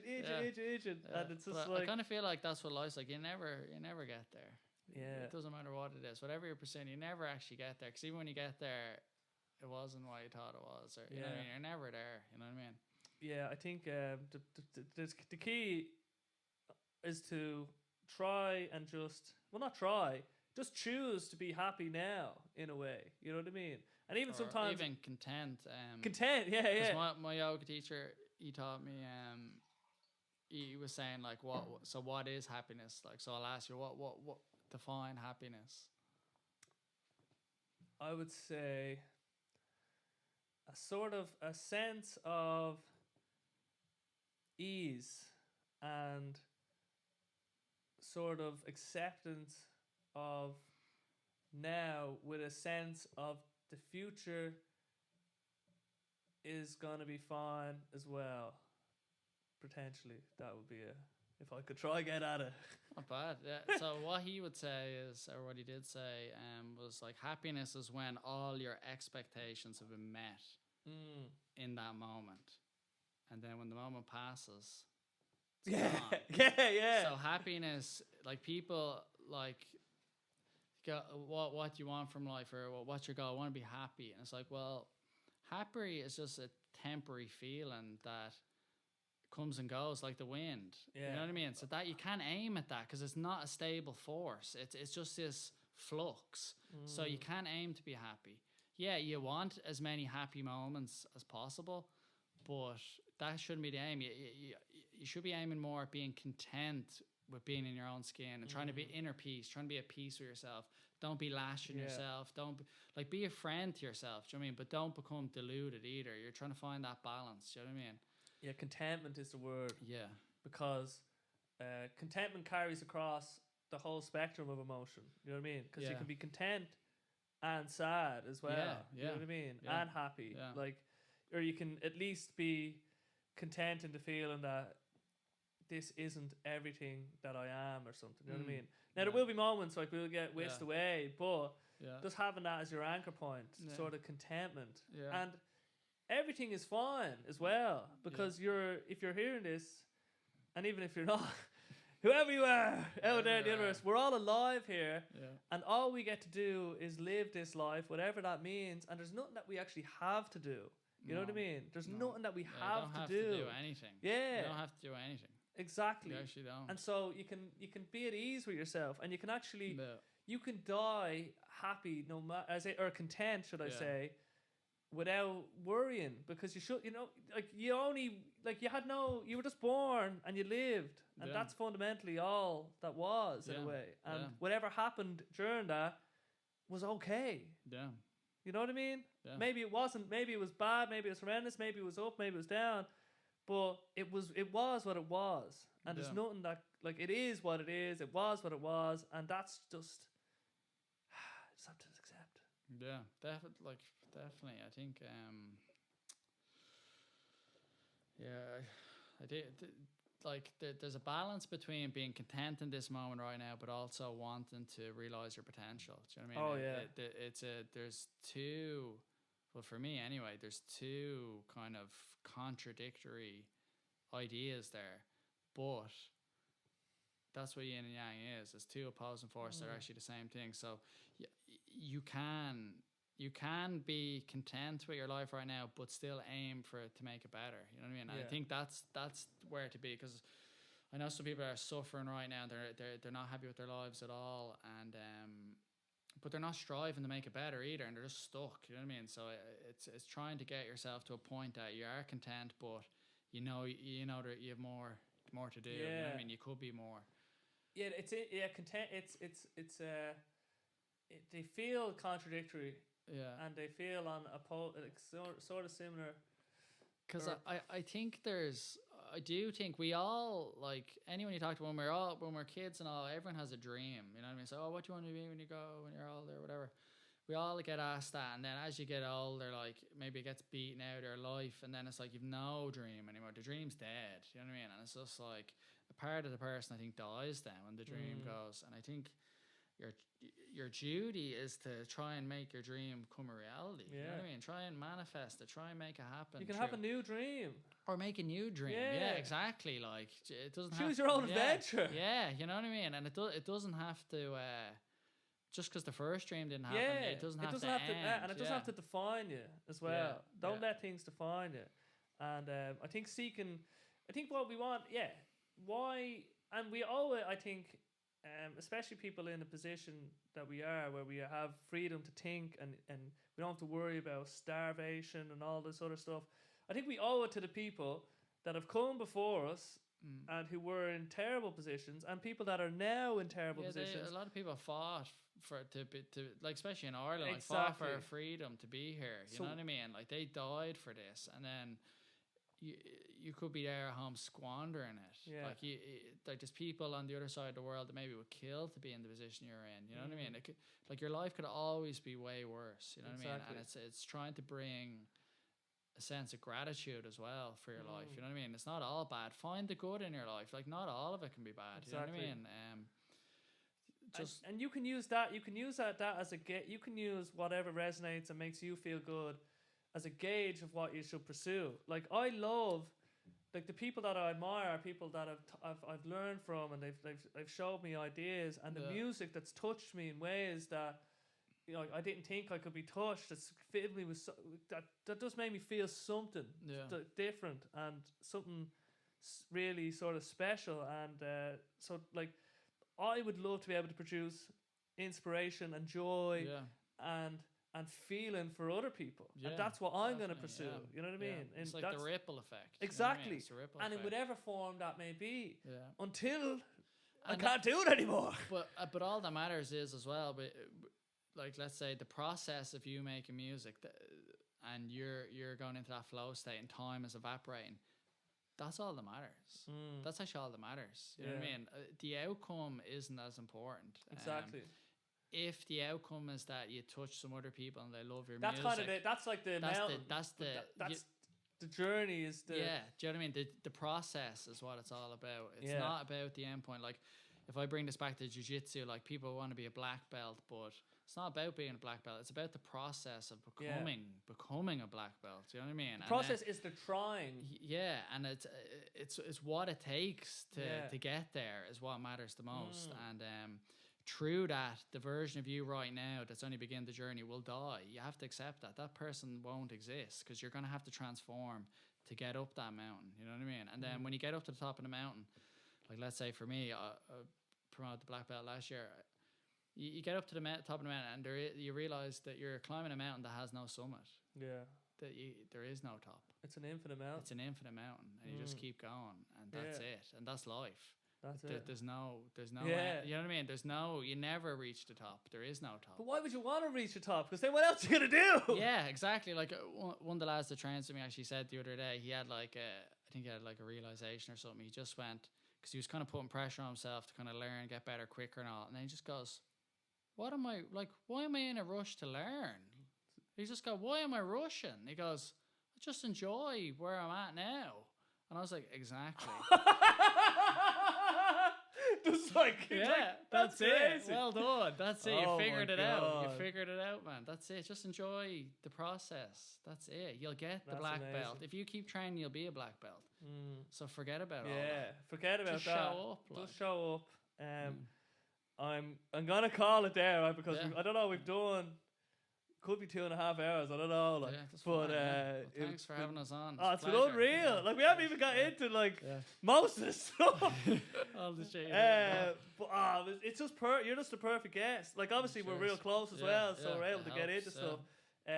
But like this cheat sheet, I didn't get into my cheat sheet. Like, I think this would be good for people that I don't know. You know what I mean? To kind of get me in. But anyway.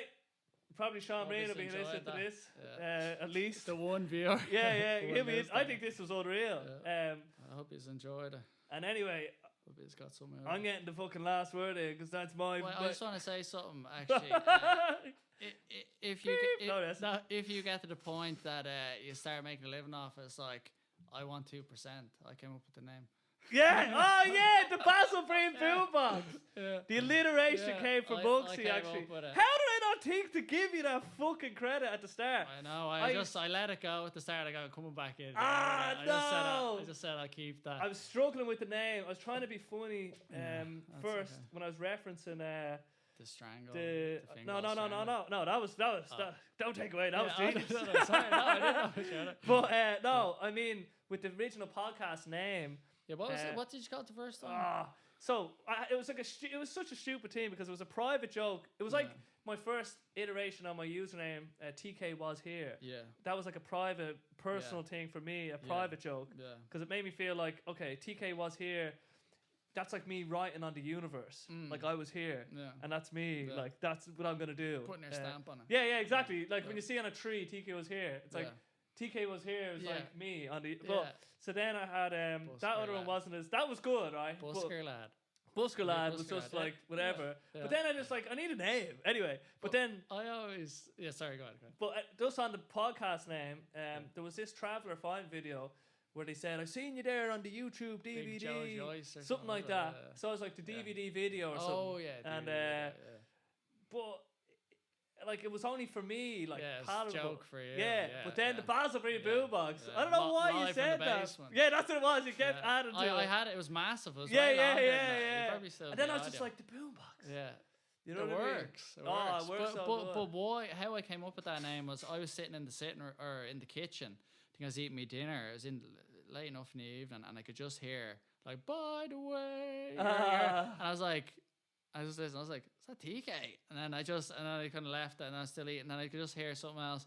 Went in, and my mother, shout out Melissa, she loves your music, and she's just in the sitting room, like fucking knitting, or she's doing something in there anyway on the laptop, and she just had you playing on Spotify, and she just played all your songs, like. And then I was like, and it was coming out of like her iPad, and she has this like thing that folds, and it's just sitting there, and I was just like It's like the Basil Breen fucking boombox in here. Do you know what I mean? So it was an organic way of coming up with the name. You know what I mean? And then I think because I was trying to get at it. I think I sent you a video. I walked in the hall and went around, and you could hear the song in the distance, and then I creeped in, and she was listening to it. Yeah. And I think I said live from the basement or whatever. All the bees or all whatever. The bees, yeah. The boombox live in the basement. Yeah. And then once he said, I was like, oh. You love all. I knew you love all that. Yeah, rhyme yeah, and the words and all, but boombox, it's just a brilliant. Thing. The boombox. And another. You should always be open to new ideas. You know what I mean? Even if they're not your own, because they're the best ones.